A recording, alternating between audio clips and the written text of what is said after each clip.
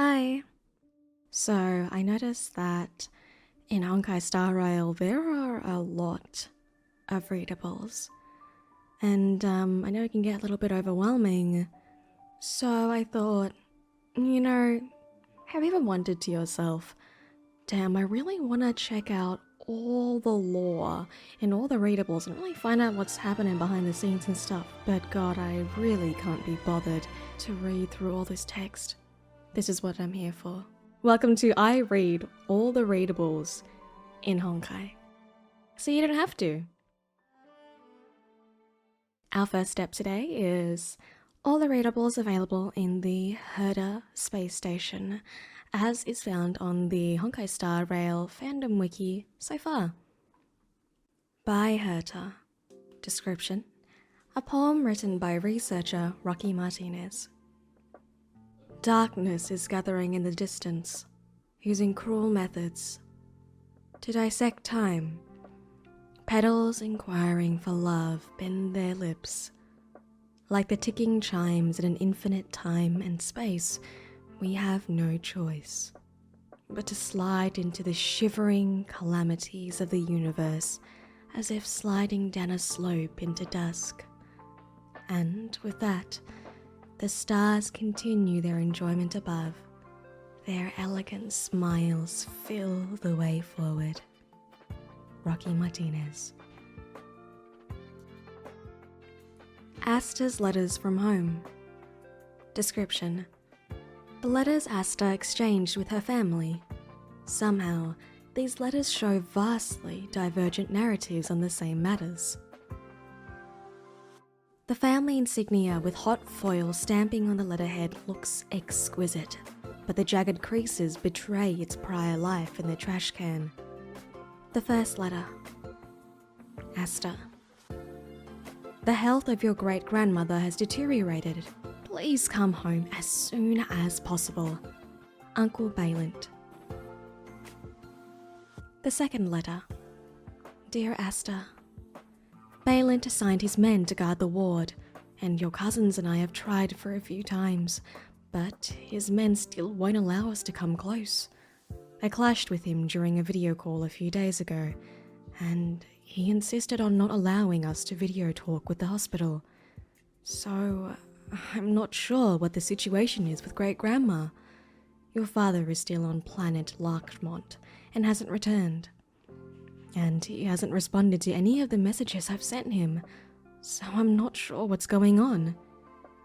But I think Balint, he probably just wants to continue exploiting IPC. I don't think he will harm your great-grandmother. You don't have to be worried too much about your great-grandmother, because the galaxy's best medical services are here, so there won't be any serious issues. However, I am concerned about you. A girl out, wandering to study the Star Rail. Balint appears to have become desperate recently, and I'm concerned that he'll do something horrible to you. You should hire some reliable security staff, but it's okay. I looked at your route, and the closest planet to you is redacted. The coordinates are redacted, and there is an IPC of subsidiary there under my name. You can go right over there. I've got a squad of very competent security staff waiting for you. Remember, don't believe anything Balint says. Love, Aunt Taylor. Third letter. Asta. You've been toying with telescopes and stars for so long that you've forgotten who you are. Great-grandma has mentioned you countless times. Please return home quickly. Uncle Balint. The fourth letter. Miss Asta. Please accept my apologies for any inconvenience that has caused you. May I inquire that if you have recently visited the Redacted group in Planet Redacted, in which IPC is an investment, and if you have signed an agreement to transfer the family shares at 5:31 PM local time. The Foundation received this document yesterday morning, but after discovering that the digital origin of the agreement does not correspond to your usual location for the past 3 months, the process has been temporarily halted. Please keep an eye on your security device today and tomorrow for communication from the group's legal counsel. Gilson, Chairman of the Family Trust Fund Committee. 5th letter. Dear Asta, I was able to reach Dad. He had been hit by an electromagnetic storm, which rendered all communication devices unusable. Are you still looking for the elusive Comet rail? If you aren't too busy, you should come back. There's been a lot going on lately at home. You should be wary of Aunt Taylor. The trust fund alerted me the other day that she forged an agreement to transfer your shares, but thankfully you did not cooperate. Anyway, I'll tell you about it when I get home. By the way, do you have enough money? I looked over last month's bill.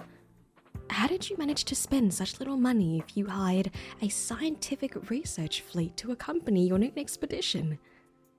Have you run out of pocket money yet? My baby daughter, don't skip out on food or lodging to save money. Please, let me know if you don't have enough money. Love, Mum. Research Report. Tottonid Crystals. Description. One of the researchers carried out a cross-border experiment on the Tottonid crystals, but due to negligence, the researcher made a mistake on the test sample, turning the experiment report into nothing but a useless paper. Title: A brief analysis of media literacy quality between telecommunication in Tottonid crystals. Report author: Department of Ecology Level 1 Researcher. Report ID 04890. Report text: Life forms on the silicon-based world unveiled new ways of information transmission to us. The waves in the interior of the Tottonid crystals is the best evidence of that claim. This study will attempt to explore that with reconstructed Tottonid crystal samples. The researcher placed 3 individual crystals into vacuum containers to ensure the crystals will not be able to receive transmissions from each other through physical contact. Then, subject number 1 was connected to an electronic transducer before a preset message was input. The message included 5 information points, of which 4 are genuine imperial history of the Tottonids, and 1 is a rumour regarding the Empire. After the transmission is over, the researcher placed 3 crystals in identical environments and observed the electrical signals of the crystals in real time for 24 hours. Data shows that subject number 1 first shared a piece of genuine history of the Tottonid monarchs, to which subjects number 2 and number 3 responded positively. Then, subject number 1 shared the piece of rumour about the Tottonid Empire, and autonomously added details that the researchers did not input, causing internal electrical signals in subjects number 2 and number 3 to fluctuate extremely. However, the 3 crystals quickly synchronized, exhibiting a high degree of resonance. The following are some samples of the messages between the crystals during the observation. 1. Do you know Mesfink? 2. No? Who's that? 1. It's only a rumour, but I heard this Mesfink is the offspring of Tottonid 3. 3. Isn't Tottonid 3's offspring Rosebank? They're famous for their wisdom. 1. That's why I said it's a rumour. Rosebank is the one above the table, and Mesfink is an illegitimate one. 3. What? No way. If it were real, there's no way Rosebank wouldn't find out, right? 2. Maybe Rosebank did find out. They just didn't want to expose this. 1. You know, maybe Mesfink is not only Tottonid 3's offspring, but also Rosebank's. Author's note. The preset did not include this detail. It was added on by Subject 1 without prompting. 3. Oh my word, this is ridiculous. But it does sound like something the Imperial family would do. To summarize, the researchers believe that the Tottonid crystals also experience differences between subjective perception and objective awareness during communication between individuals, and that the difference is more likely similar to that of carbon-based organisms. Further in-depth studies are requested to be approved. Supervisor's comment. My dear, I do not wish to deny this study's value and logicality. I believe that you are an outstanding researcher. However, there is an error with the transcoding of your Tottonid crystal samples. One of the researchers accidentally included their own transcoded brainwaves during the output. This report is not completely useless. However, at least we know now that there is no need to pay attention to media literacy in the space station. Tottonids are rocks. Description. A sharp comment on Tottonids by an official from Department of Galactic Geography. On the device's screen is a "You have been blocked" prompt, indicating that this message was not sent successfully. To the researcher of the, quote, unbearable weight, Curio.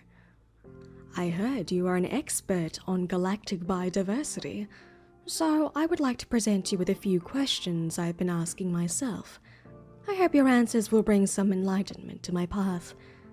Before this, I have, through various formal and informal meetings, spiritually infused and regular fiber paper letters, participated in passionate debates on whether Tottonid are silicone-based life forms or just rocks. However, there are still questions that beg to be answered.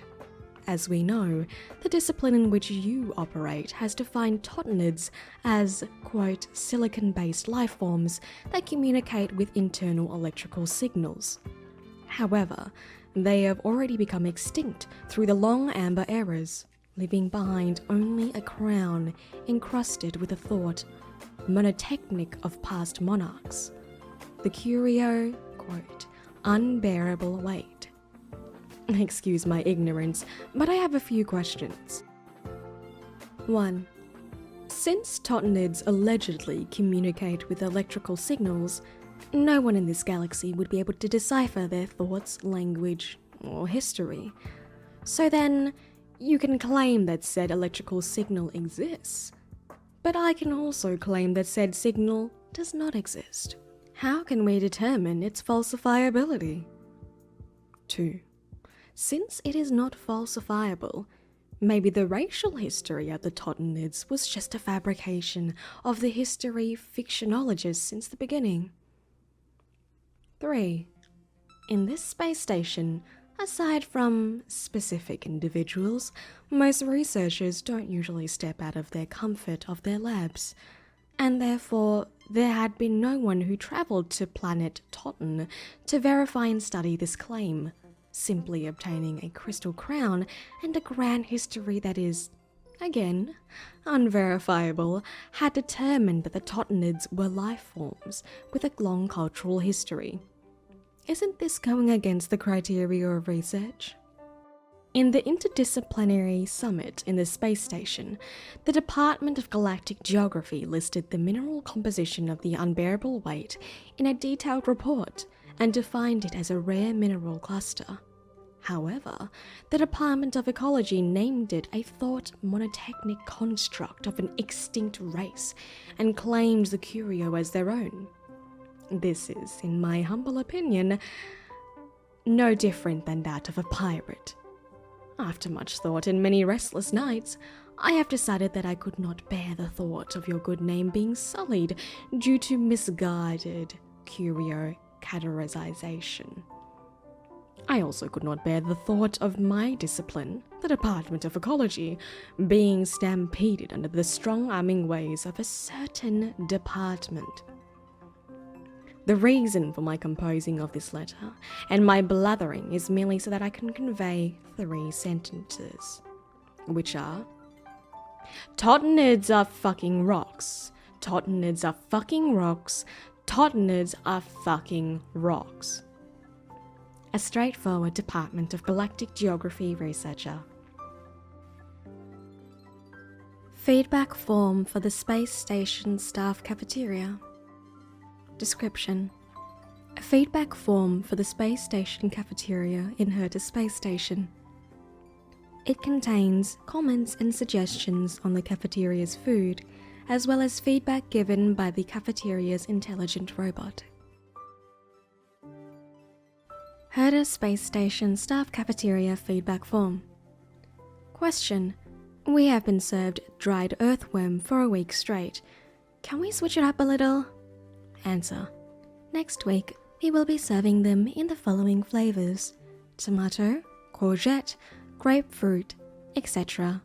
Side note: due to the stock issues on the supplier's end, we will be providing the cosmic fried rice at an irregular interval on a first-come, first-served basis. Question: am I the only one who got diarrhea after having the synthesized meat? Answer: according to collected data, only you have displayed symptoms of this nature. You are welcome to come and try again, and we will make sure to keep some samples for investigation. Question: I want to have eggplants, I want to have snap peas, I want to have cucumber, I want to have vegetables. Answer: you can apply for trials to try the newly developed veggie pills from one of the departments. Take 1 peel before the meal to experience the taste and texture of your chosen flavor when you're chewing any food. Known side effects include slight numbness in left leg and unknown disabilities in some lab rats. Please explore yourself for more information. Question: the crops in my experimentation field kept being stolen. Can the space station not ensure this little bit of anti-theft measures? Answer: did you subscribe to the security dog function in the seed aisle? Copy the following code into your personal terminal and the system will automatically generate a dog for you in the form of an ionization grid to protect your field. In normal life, it can also become your personal terminal assistant. Question: don't believe in that stupid doggy function. Terminal assistant my foot. I asked it to transcribe the voice meeting for me, and it generated 12,000 woofs. Answer: you can click the play button to ensure another doggy that didn't attend the meeting understands the agenda of the meeting. Question: when can we have an AI managed feedback in the cafeteria? Current responder is obviously trolling. Answer: sorry, I didn't quite get that. Could you please try again in another way? Fragment of a weekly report by a Department of Ecology researcher. Description: a piece of paper ripped out of a weekly report, which was written by a Department of Ecology researcher. A piece of paper torn from somewhere, the numerous folding creases mark the rising and falling of the author's feelings. Herta System Week 118. Weekly plan. Complete in vitro expansion research on small molecule compound combinations. Weekly progress. Can't find suitable compound materials. Only completed hypothesis proposal. Weekly conclusion. No worries. It can be done next time. Weekly plan. Cooperate with the medical department and study the automated applications of magnetically controlled microstructure modulation in tissue regeneration. Weekly progress. At 50%. Continuing. I didn't think Joanne would be able to do things strictly by the books and be so efficient. I made at least 5 operation mistakes this week. I need to learn from Joanne. Next time. Herta System Week 120. Weekly plan. Cooperate with the medical department. Study the automated applications of magnetically controlled microstructure modulation in tissue regeneration. And complete the thesis. Weekly progress. At 75%. Department of Ecology end complete. Medical department end 0 progress. Weekly conclusion. I heard Joanne was down with some kind of virus. Hope she's fine. Study temporarily suspended. Herta System Week 121. Weekly plan. Cooperate with the medical department. Study the automated applications of magnetically controlled microstructure modulation in tissue regeneration. And complete the thesis. Weekly progress at 75%. No new progress. Waiting on the medical department. Weekly conclusion. This Joanne, excuses galore, just doesn't want to work. What thesis? Procrastinating again? My study, my report, my output. Why does the medical department continue to employ someone like this? Shameful. I will never work with her again.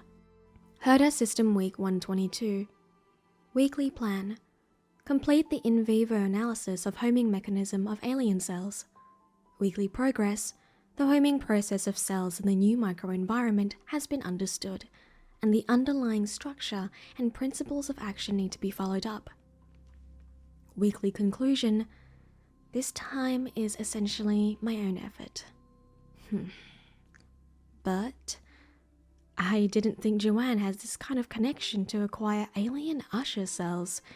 She only has a little bit of wrapping up to do, so I'll help her out this time. Joanne is not too bad. Maybe her procrastination is a little serious, but she's still a kind person. Attack records of the Obstacle Detection Terminal. Description. During the attack of the antimatter lesion, the Herta Space Station Obstacle Detection Terminal recorded an error log. After the attack was over, researcher Abraham secretly left his notes here. All current attacks on the space station is recorded here. Attack records. Record 000237. Ionization grid on the emergency pod exterior was scratched by debris. Repairs are done automatically by the system. Feedback unnecessary. Record 000238. Anomalous wave bands detected on radar scans along Patrol Route 18.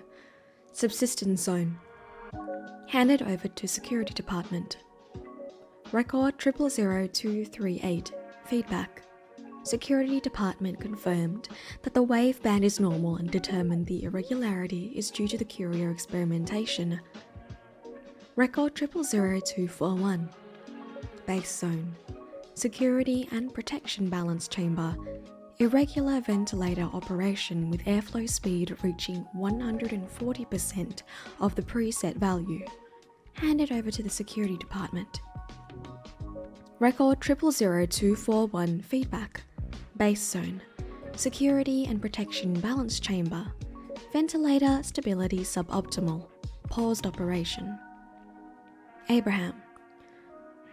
The design of this ventilator is the downfall of the entire space station. It blows excessively in front of regular staff members, and the air became soft again in front of the others. Record 000243. Anomalous wave band detected on radar scans along Patrol Route 42. Base zone. Handed over to the Security Department. Abraham. Catastrophe. It's the start of another catastrophe. Number 42 is synonymous with disasters. If we had turned on the repulsion bridge back then, would we have lost so many lives? Wait, what am I doing? Am I hypothesizing, or am I dreaming? Record 000244. Handed over to Security Department. Change priority to high. Record 000246. Warning. The ionization grid on the base zone section 13 exterior is under attack by unknown forces. Automatic repairs are unavailable. Record 000247. Warning. The ionization grid on the base zone section 1 exterior has been nullified. Automatic repairs are unavailable. The system has automatically sent the repulsion bridge pre-opening mail. Record 000243 feedback. Security department arrived at the base zone. The young'uns must be thinking this is a small firewall error. Who would imagine a locust plague like this? Ugh. Number 243 is the end of their lives, but the beginning of disaster. Warning. An external force is attempting to disable the firewall. System defense level increased to preparing for incoming attack. Record 000249. Warning. The base zone is currently under attack from unknown external forces. The alloy door of space elevator has been twisted. Record 000250. Full defense mode engaged. All staff members are urged to seek shelter. Abraham. The coordination of the lead researcher is outstanding. She's really trying to control the negative effects this disaster is having on us. I sometimes fantasize that I was one of those who were unable to get to safety. I might have died under the trampling footsteps of those beasts. If that happened, would anyone remember me? Record 135298. Base Zone. Experimentation Room 72 Exterior. Collapsed walkway. Abraham. Collapsed walkway. 2 simple words. Record 135299. Base Zone. Collection Cataloging Room 98. Energy supply disconnected externally. Engaging backup energy supply. Record 142854. Antimatter Legion attack, Wave 7. Storage zone walkway power supply fully disconnected. Some rooms are closed off due to short-circuiting. Record 142855. Antimatter Legion attack, Wave 7. Base zone space elevator damaged. Explosion at entrance. Record 142856. Antimatter Legion attack, Wave 7. Fire in base zone waste disposal room 24. No signs of life detected. Fire extinguishing protocol engaged. Abraham. Record 142857 must come after record 142856. Each ticking of the obstacle detection terminal signifies the end of several lives. Maybe the next one is me, but how long would that take? Wenming De. Input command. Suspend Abraham's access to the attack records of the obstacle detection terminal. Observation of Wubbaboo behaviour. This page is extremely wrinkled. It is obvious that someone had crumpled it into a ball before tossing it away. File number 510523 45532364732. Department of Ecology. Copyright owner Eikura Shuu. Number of times submitted 7. Estimated filing date 32/11/2157 AE. Main body. Wubbaboos exist in the world individually, in groups, and parasitically. It is known that when without a host, Wubbaboos keep their whereabouts hidden. After they have parasitized a host, their destructiveness is positively correlated with the host's mobility. See reference 1 and 2. Based on a small test sample, see reference 3. A singular Wubbaboo possesses the intelligence of a roughly 6-year-old human. When in a group, the Wubbaboo's individual intelligence reduces dramatically. This is because the thought waves of spiritual organisms interfere with each other, and a resonance in frequency will affect their individual decision-making. Whether with or without a host, the actions of the Wubbaboo and its host will abide by the 4 following rules. 1. Happy Wubbaboos will quickly run around a room with 5 or more corners. 2. Sad Wubbaboos will gather in an empty room and share their unhappy thoughts with one another. 3. Angry Wubbaboos will expose themselves to strong rays of light. Some Wubbaboos will not be able to bear strong emotions and scatter into galactic dust. 4. Calm Wubbaboos will experience the strangest period of their life. They will destroy everything in their path and prank organisms around them out of no reason but pure mischief, truly living up to their nicknames of being a jinx or mischievous astral spirit. Comment. Cited reference 1. Wubbaboo possesses Space Station Brute, steals 113 pairs of radiation protective boots in under a month. Caught due to unbearable odor. From Herta Urban Legends issue 2156, AE month 25. Cited reference 2. Blitz. Quickest collection operation in station history. Wubbaboo possesses 70-year-old woman caught and booked within 5 minutes. From Herta Urban Legends issue 2157, AE month 7. Cited reference 3. The first sample is taken from researcher Adler. Due to Adler's spectacular display of intelligence in his age group, the results were ineffective. The second sample is taken from researcher Wen Xiling. This paper has adopted the test conclusions of this sample. Reviewer feedback. 1. It's common sense not to reference urban legends. 2. Is the sample size large enough? Have enough samples been taken? Does abruptly coming to a conclusion based on singular sample reference fit with the Herta Space Station's research values? So it's my fault that there were only 2 children in the space station? 3. What does a room with 5 or more corners mean? A room with more than 5 corners means a room with more than just 4 corners. How else do you want me to explain it? 4. Some Wubbaboos will not be able to bear strong emotions and scatter into galactic dust? What were the steps that led to this research conclusion? I recommend an investigation looking into whether this researcher has abided by research guidelines, and if there were unacceptable behaviours such as damaging collections and assets. Review conclusion. The research process is grossly lacking in scientific rigour and approach. The validity of the research conclusion is yet to be proven. Department evaluation conclusion. Failed. Will not be filed and stored.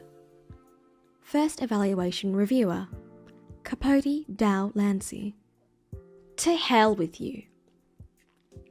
Second evaluation reviewer. None. Letter from Locus Silenti. Description.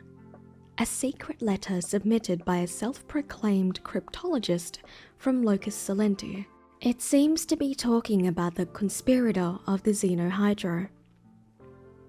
Upon the stars, that is where talent and intellect reside, oblivious to the world as the envy becomes blinding. Who knew gentleness and kindness welcomed only pain and suffering, like the risk of falling into the depths when trying to mount the sky. An inquiry into spirit traces, a glance into the site of storage. Even with iron shoes worn out unearthly, one has to visit the 3 depths. Better off alone than to be an accomplice. One day, as they turn around, a path will be lit by the radiance of the stars. Cryptologist from Locus Silenti. Asta's shopping list. Description: Asta's shopping list throughout the galaxy, the recipient of which, unexpectedly, is Arlan. Dear Lifetime Premium member Asta, thank you for shopping at Cosmo Premium. We have received your order 239123 redacted and have arranged for it to be delivered to your home. Please keep an eye out on the order update. You've chosen online payment. The exact shipment information is provided in the paper shipping record for each package. When you have multiple orders to fulfill, the orders may be shipped in different packages. The information presented on the My Orders page determines your actual order information. You may also access the page at any moment to change the order. Order number 239123 redacted. Shipping address: Herta Space Station. Coordinates redacted. Consignee: Arlan. This order comes with one package containing the following items. 1. Exclusive fresh product, fruit flavor, strong and healthy, calcium-rich milk, 10 cartons, 20 bottles each carton, room temperature packaging. Soft cloud, extra thick, high warmth, vacuum compressed quilt, for dorm, single bed, blue star stripe, 1. 3. Shattered Starblade, Galaxy Great Swords illustration, Collector's Edition, 7-volume reprint. 4. A 5-piece armor set made of meteoric alloy, including helmet, goggle, armor, shin guards, and gloves. 5. Customized, for weapons interface only. External wireless, large volume, durable, radiation shielding, portable power bank with free charging base. Asta and Business Elite Correspondence Records. Description: A copy of Asta's email correspondence with the Business Elite, who created Universe's high-energy metafield space. The printed email with Asta's signature at the bottom and a handwritten note that reads: Notify the Information Division of the Security Department. Read email to Asta at Herta Space Station from Ryan at Galaxy Energy Unlimited. Email content: Dear Miss Asta, the most ambitious, visionary and promising entrepreneur. Greetings and good evening. Earlier this year, I had the pleasure of meeting you and introducing myself to you at a charity event hosted by your family. But I know that a fine lady like you, who comes from a noble family and is well educated and intelligent, would not care about such trivial matters. I'd like to introduce myself once again. Oh, I genuinely hope you're the most brilliant lady, as rumor has it. I am Ryan, the founder of the Galactic Association of Entrepreneurs, as well as the chairman of the Galactic Energy Unlimited Group, and the founder of the Universe High Energy Metafield Space. Throughout the last 10 years of hard effort, I was lucky to get long-distance counsel from an anonymous member of the Genius Society in my sleep. And when I awoke from my dream, I successfully created the Universe High Energy Metafield Space. I once submitted a business proposal to your group concerning the Metafield Space, but your offer did not meet the value I expected, and I passed up an excellent opportunity to work with you. However, I am the founder of the Association of Entrepreneurs, and several of our keen members have informed me of your email address via our extensive network. You are, in my opinion, the most gifted heir of the great families in the last few centuries. Furthermore, I am aware of your family's involvement in the IPC. As a result, I'd like to invite you to join me in starting a business. Only a young prodigy of noble lineage and great potential such as yourself can realize how my incredible invention, the Universe High Energy Metafield Space, will certainly add the most dazzling touch to your legendary career. The business proposal is in the attachment, and the price I'm willing to accept is as follows. You provide the investment, I take 60% of the shares, and you take 40%. This is an incredible opportunity. Ryan. Sent email to Ryan at Galaxy Energy Unlimited from Asta at Herta Space Station. CC Nina at IPC Data Security Department. Email content. After years of research, I discovered something new in the universe that no one else had observed. The universe contains a high-speed particle known as the Scammer particle.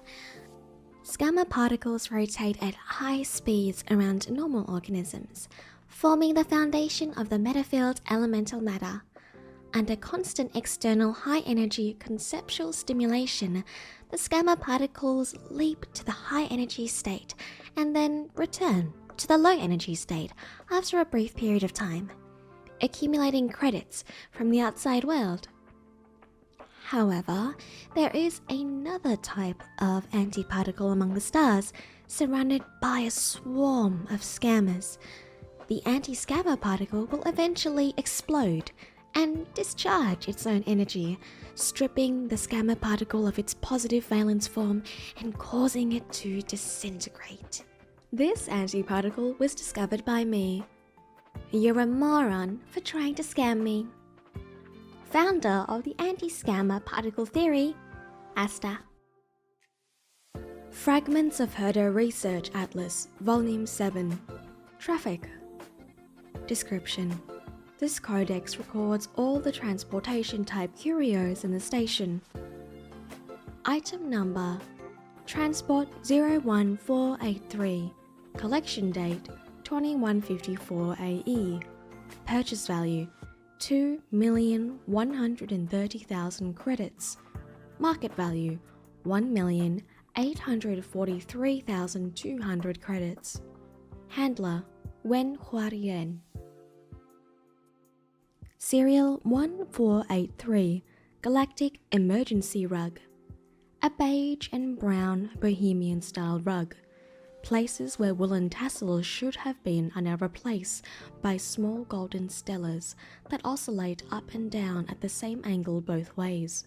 It will automatically adjust its size with a set range based off the weight of the item it's replied to. It is most common space survival equipment on spacecrafts. It successfully transported and saved hundreds of passengers in the first large-scale space transportation accident caused by the traffic event brought upon by the Stellaron. Item number: Transport 01484. Collection date 2154 AE. Purchase value 180,000 credits. Market value 560,000 credits. Handler Wen Huariden. Serial 01484. Compound eyes. A hideous goggle covered with compound eyes like soap bubbles. The user will see 36 different perspectives that together give a 360-degree full view. It is said that this is a daily necessity for crew members conducting warp jumps and hyperspace jumps. In the first traffic jam event caused by the Stellaron, jumping ship pilot Bescott Wagner was able to avoid collision with 14 other simultaneously jumping ships due to wearing a compound eye. Item number: Transport 01485. Collection date 2157 AE. Purchase price 37,000 credits. Market value 41,000 credits. Handler Wen Ming De. Serial 01485. Coloured beacon paste. Next to the resplendent colours floating in the void lies a flat tin tube of about 32 centimeters in length and 3 centimeters in diameter. The tube is filled with dark gold gel, which absorbs all known colors and turns into that specific shade in the end. This is a commonly seen emergency item the Nameless carries, whether in the void of the galaxy or on the ocean of a planet. The colored beacon paste will always release a line of brilliant colors on the galactic darkness or on an ocean. It will also adjust its own color contrast and saturation based on the light source and shade of its surroundings. The bright, visually stimulating colors of the beacon paste allow the Galactic Rescue to easily spot signs written in it. It was invented by a Nameless who possessed great artistic abilities. This Nameless once experienced a flight incident and was trapped in a barren and desolate star system. In the end, with the use of scraps from a white star fragment, he was able to produce the most magnificent item in the history of search and rescue, the colored beacon paste. There are also galactic bandits who use the colored beacon paste to leave graffiti packed with profanity everywhere in the universe out of ill intentions, a rebellious nature, or an inflated ego. P17071. Recording. A Fool's Play. Calamity's wrath seeks Olden clash. Fool's blade rends divine flesh. Description. A book of music and lyrics about Fool's Play. It was converted from a tape. The recording tape is embedded in a spotless playback device. It is evident that the researchers have been diligently cleaning it. Push the playback button, and the sound of a magnetic tape idling can be heard in the deep silence. Suddenly, the storyteller's gavel strikes, and the folding fan whooshes as a sing-song-like narration swells from afar. In the Alden realm, the sun fleets and the moon creeps, and naught survives where the divine penalty sweeps. Alone, the divine light I shall sunder, and pierce the imperial eclipse. In this eve, this is a tale I ought to impart. Calamity's wrath seeks Olden clash, Fool's blade rends divine flesh. Those of you here must know that among this galaxy of 1,000 stars, there are aeons who care not the world and hide amongst their lands of peace, and the 7 who inspire their foolish followers. In the mumbling prayers of these followers, the name of distraction is often heard. Hark! The divine power of unraveling skies and ravaged earth, the word contains must lead the followers who dwell in violence. As if an insect swarm or the eclipse of a sun, this is the legion at which the galaxy recoil upon hearing the personification of destruction, the Ruin Author. Someone exclaimed, "The Ruin Author? What is that?" Another replied softly, "Is it a code word? It feels related to the Legion." Someone else answered, "Mr. Storyteller is from Xianzhou. It must be their slang word for... Of course, in most words, they are also called Nanook." It is said that this legion uses black holes as their furnace, yin and yang energies as their coal, and everything else as their copper. Under the command of the Ruin Author and their follower, the monarch of extinction, the legion seeks purification of dead, cold stars. From whence do they come? The answer is cosmic flood. For what purpose do they act? We do not know. I lament, for the Ruin Author's might is insurmountable and forceful of strength. I anger, for all against them seek also to fulfill their own selfish agenda. Against the galactic forces that couldn't hold a candle to them, the Supreme Executioner finally recalled their home where it was ruled by unjust power. They assembled a force of myriad void rangers to demand an answer from their past. Unfortunately, they were met with a surnameless fool guarding the portal. Wielding a rapier with an extraordinary power, the fool dodged most skillfully, like a slippery fish in a pond or a flash of a falling star. The ruin author did battle with the fool for 7 days and 7 nights, and eventually, golden ichor seeped out of their divine body. This is the origin of that unhealed wound. Off stage, someone yelled, "For real? This is just something to fool the new people, isn't it?" A security department staff member stopped him. "Be quiet and let Mr. Storyteller finish." In an instant, space and time reversed, and the stars lost their shine. For the ruin author shifted away with his injury, and his legion scattered. How could observers from the rest of the galaxy just sit and watch the spectacle? They regarded the golden ichor as the ultimate object of desire. Some seek to steal it for their making ichor-infused mead. Others seek to destroy it to weaken the Legion's might. Yet another commented loudly, "That's right, exactly. I have heard this. It is rumoured in a tavern somewhere in this galaxy that serves this mead on its menu. What was it called?" A reply came. "Bloody Mary?"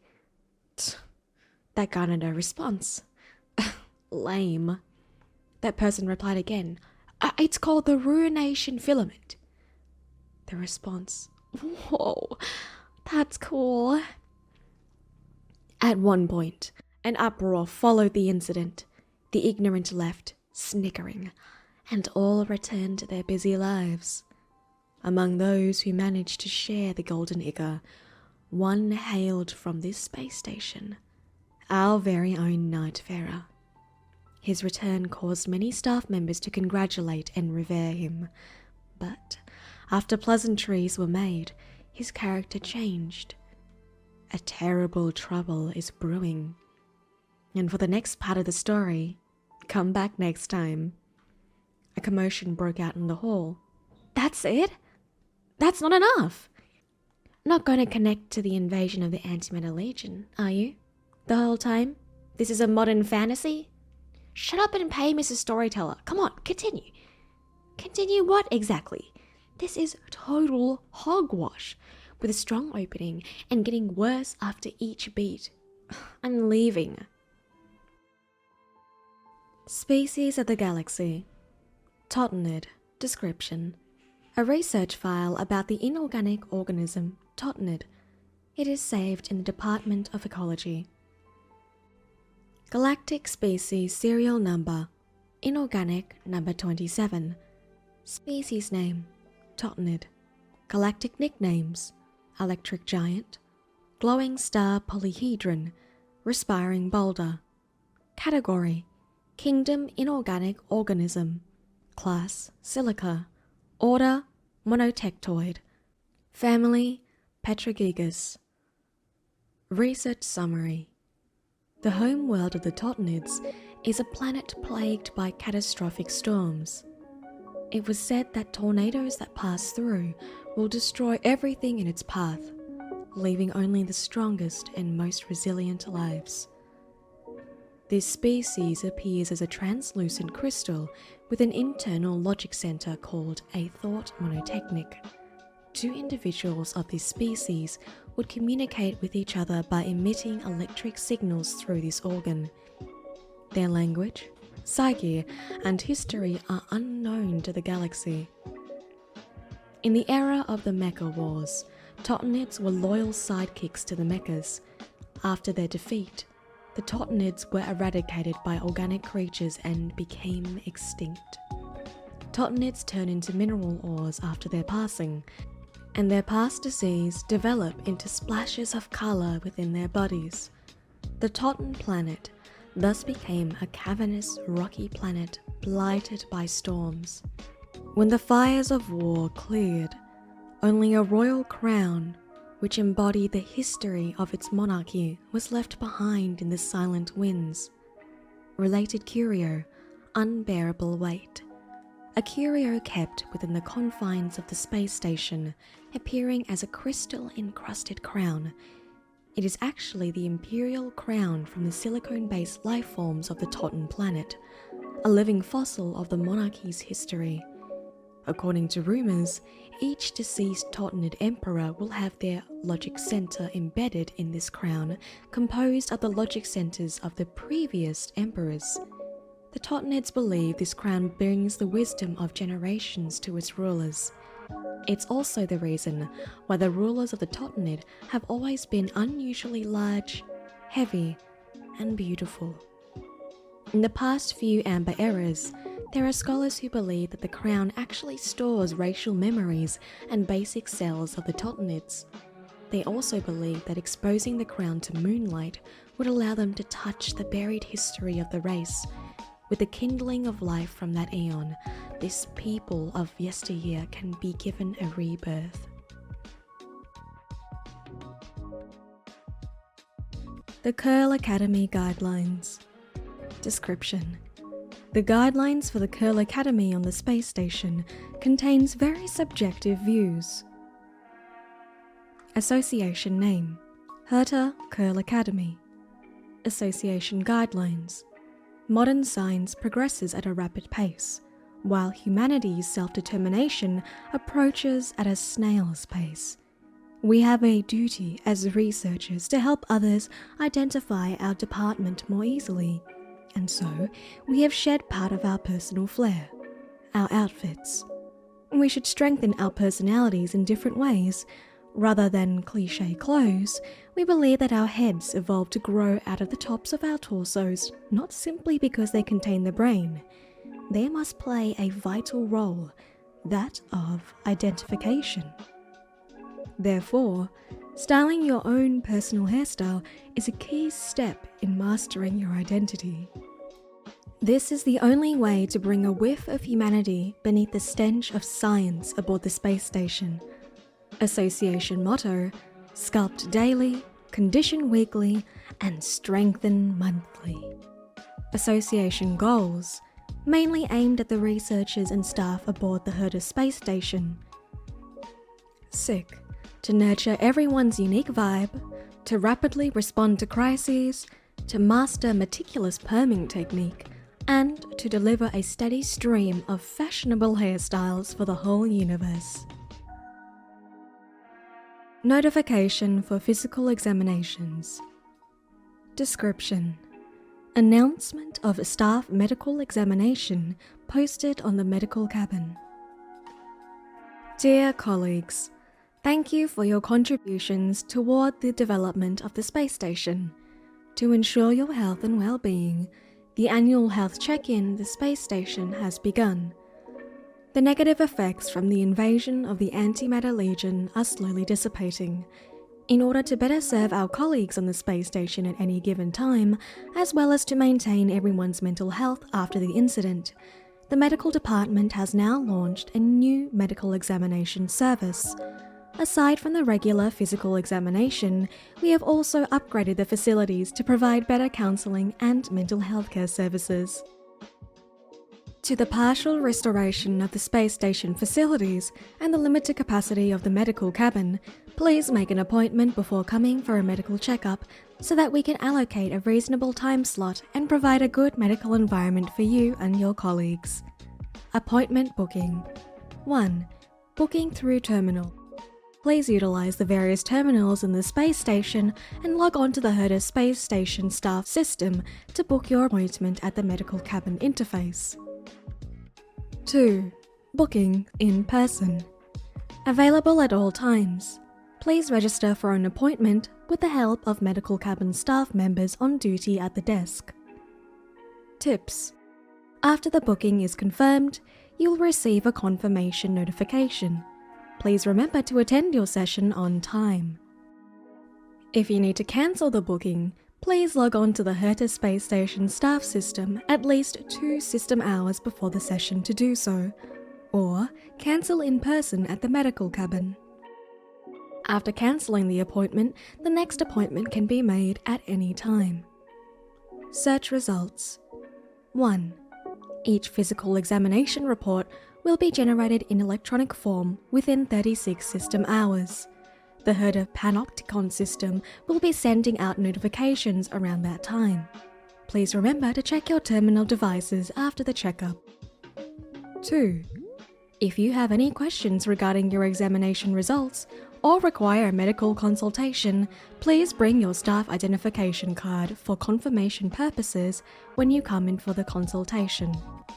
If you are unsure or have questions about the physical examination, feel free to contact the medical staff member on duty on the Herta Space Station staff system. The well-kept secret of the maintenance department. Description: the maintenance department's handwritten notes, which recorded the department's undisclosed secrets, were lost after the space station was attacked. A crumpled sheet of paper. The presence of various coloured handwriting announces its popularity in the maintenance department. The best kept secret of the maintenance department: do not circulate. General purpose communication skills. Remember to keep calm and collected. Take extra deep breaths if needed.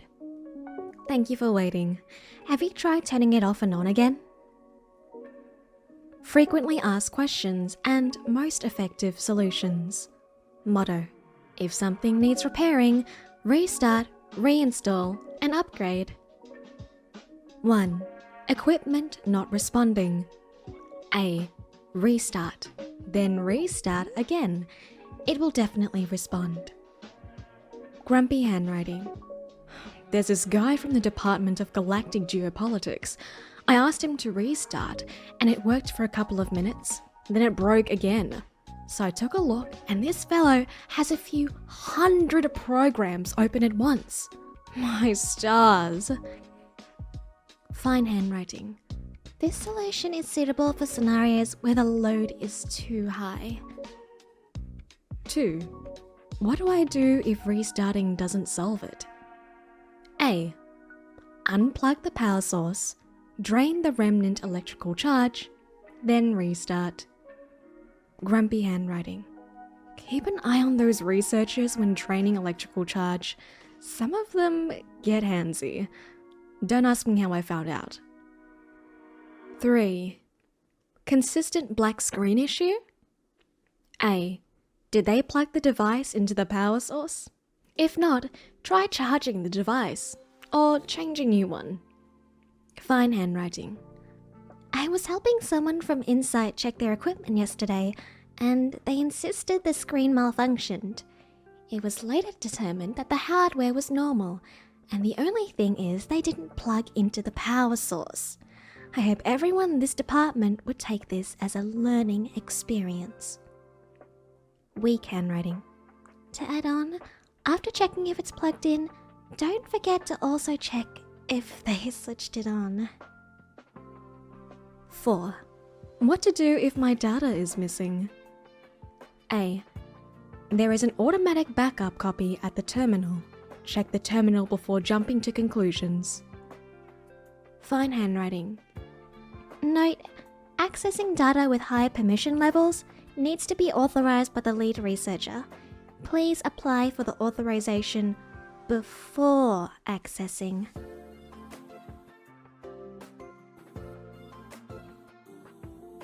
An incomplete automatic transcript. Description: 2 researchers left a few tapes about their new Curio experiment on the night of the Antimatter Legion's invasion. The document was translated from the recordings automatically. Automatic transcript. A series of notes seemingly indicating an electrical malfunction. 024. I told you during the last experiment that this device is problematic. 289. Stop speaking to me like you're my superior. We're both only entry-level researchers. If you really want to be on the same level as me, you wouldn't place your left hand 3 centimeters from the keyboard. By the way, our standard safe operating distance allows only as close as 10 centimeters. Having lived to this age, he must have lived on a planet with high level of civilization. Now, I understand your insolence and forgetfulness.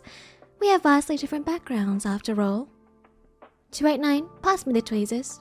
This looks like a strand of hair. Hold the tweezers. And don't get your fingers pricked, Cinderella.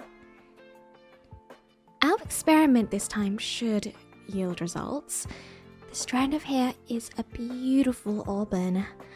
Speaking of, Cinderella pricked her finger on a spindle of spinning wheel.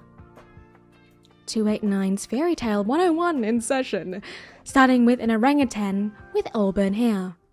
It may have used this typewriter during its lifetime and may only have written countless touching fairy tales. 024. It's okay if you don't want to help, but please do not make noise.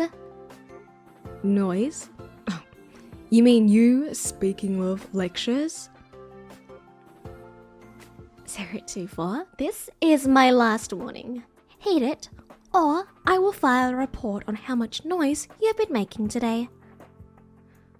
289, stop pretending like you're an expert and trying to put the blame on me. All these noises came from you. That's funny. I don't have the capacity to join your childish blame game. You might as well say the Antimatter Legion invaded the space station. I've wanted to experience that for so long now. Then I could join the Legion and spire a hole in your stomach. 024, if it weren't for your low intelligence, I would have suspected the last few positive invasion records on the obstacle detection terminal is your work. Looks like you have some capability for action. Be honest, 024. Where did you get the dagger from? You didn't steal it from the storage, did you? 289. This dagger's not mine. Help!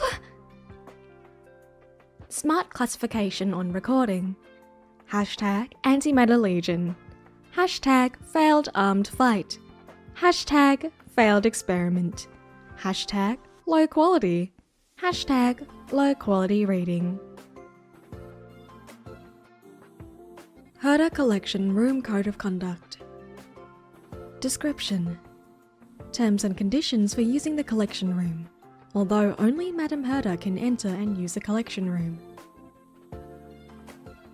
Even though it is only used by Herta, she still developed the rules for it. 1.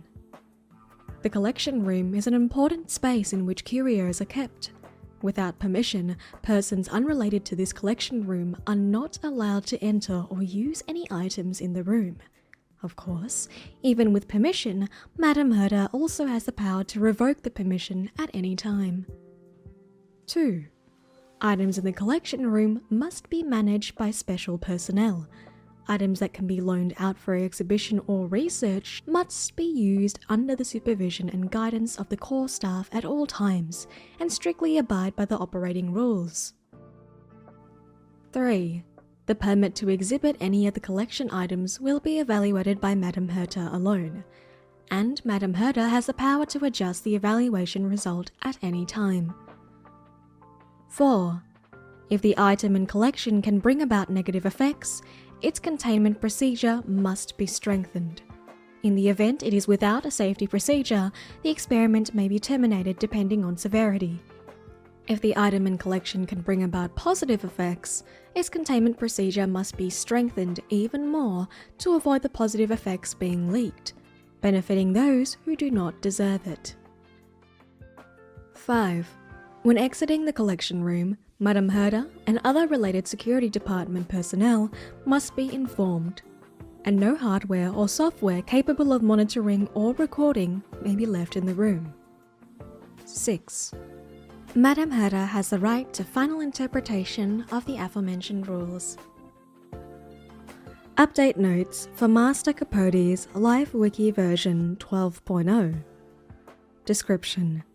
Content that is regularly updated by Capote's die-hard fans. Mostly consists of a log of Capote's daily behaviours. The following is a transcript of a recording. Capote. Come on, Captain Arlan. You have to get into the role.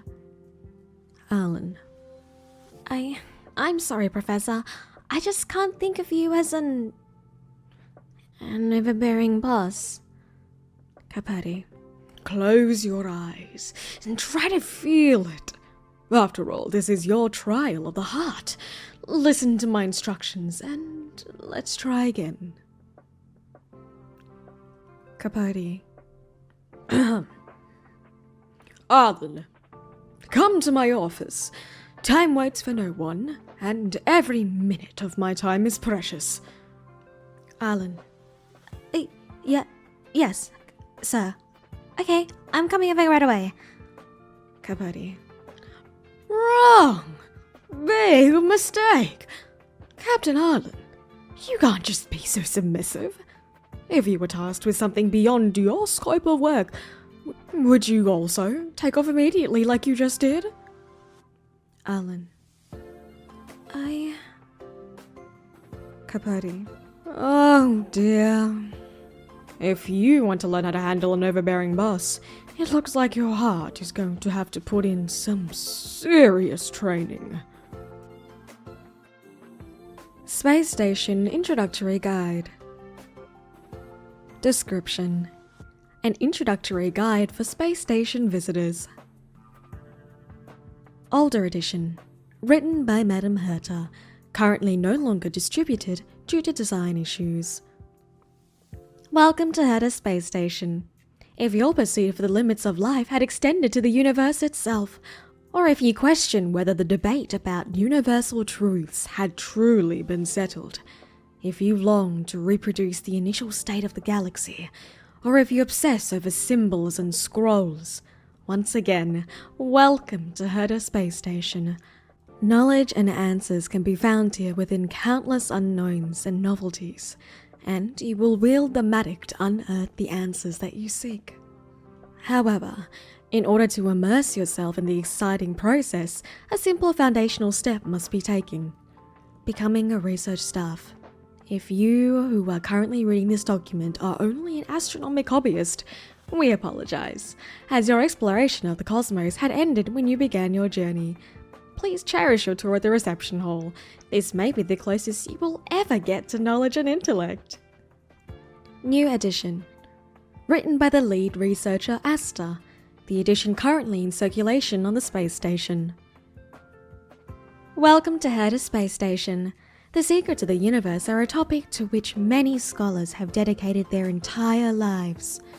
They are complicated enough that they cannot fully be described in any language, yet so mundane that anyone can spot them in every nook and cranny. Whatever the case may be, the scattered life forms in the universe have jointly crafted a master work that is simply known as civilization. On the journey to pursue the scattered hints about the universe's true nature, we are inevitably drawn to the same guiding stars. Charming and enchanting, they have enticed many seekers of knowledge into dedicating their lives for one glimpse of truth. The Herta Space Station is a shaded walkway built along the path lit by those guiding stars. We pick up fragments of the Lost Symphony to reproduce the feast of a glorious past. We decipher the essence of unknown technologies to glimpse the dazzling gleam of civilization's crystallized wisdom. Scholars are boats that sail across the vast galaxy toward the ends of its expanse. And the answers silently waiting on the other side are the best motivations for our advance. We hope you'll be able to immerse yourself in the allure of the unknown and the thrill of knowledge in the Herta Space Station. Entrance application. Please email us according to the template provided on our official website, and we will arrange a time for you to visit us. Due to number of pending visitors, your request will be responded to within 180 working days. Areas open to visitors: Herta Space Station, Space Elevator, Herta Space Station, Reception Hall. Special note: Each person will be allotted 30 minutes for the tour. Chat history between researchers. Description: a chat history between two researchers right before the space station was attacked. The transcript of the chat has now been included in the investigation list of the security department. The device screen retains the casual conversation between two researchers during work before the space station was attacked. The Level 2 researcher in the storage zone remains missing at the same time of the security department initiated investigations. Some Level 2 researcher: hey, sometimes I really feel like I want to quit. Some Level 4 researcher: Is it because that guy's harassing you again? I'll go find him in a few days. Some advanced researchers really are bullies. Some Level 2 researcher: no, it's not as simple as one person. Some Level 4 researcher: Did they bring a group to ostracize you? I hate that kind of grouping cliques the most. This is no longer just for you. It's also involving my principles now.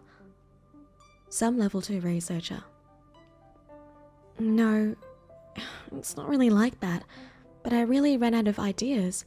If I really can't deal with it, I might be demoted to the disposal site. Some Level 4 researcher: hey, we're brothers, right? If you run into problems, I will help you even if I had to make some sacrifices. Some Level 2 researcher: that's great. I knew you're different from all the other advanced researchers. It all comes down to not having budget to do many of the studies. Level 4 researcher: trust me, every researcher who worked at Herta will have faced the same problem like yours. I'll be honest, many young researchers wouldn't be able to make it through this issue. Some Level 4 researcher: but you don't have to worry, because I will try my best to help you. These are my experiences. I hope they can help you. Some Level 2 researcher: I'm paying full attention. Some Level 4 researcher: firstly, the most important part, we need to maintain our original intention. As a researcher, we reject the idea of forming cliques.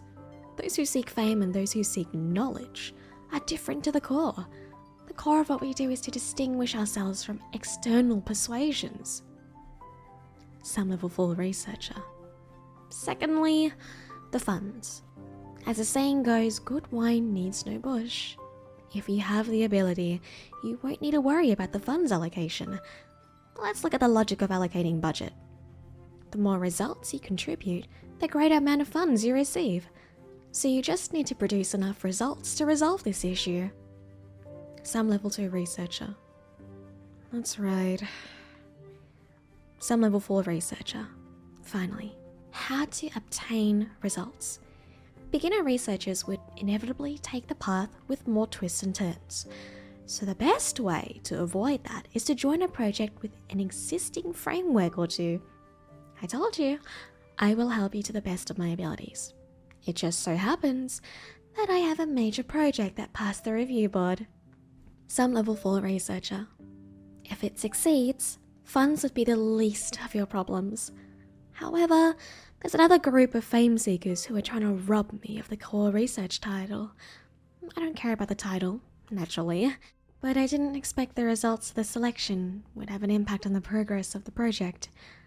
I'm behind on the core researcher voting selection, but if we put in some effort to vote, I might still have a chance. Some Level 4 researcher: I'll send you a link. It'll automatically recognize your researcher ID, so you don't have to log in manually. Some Level 4 researcher: are you still there? Some Level 4 researcher: Some Level 4 researcher: one missed call.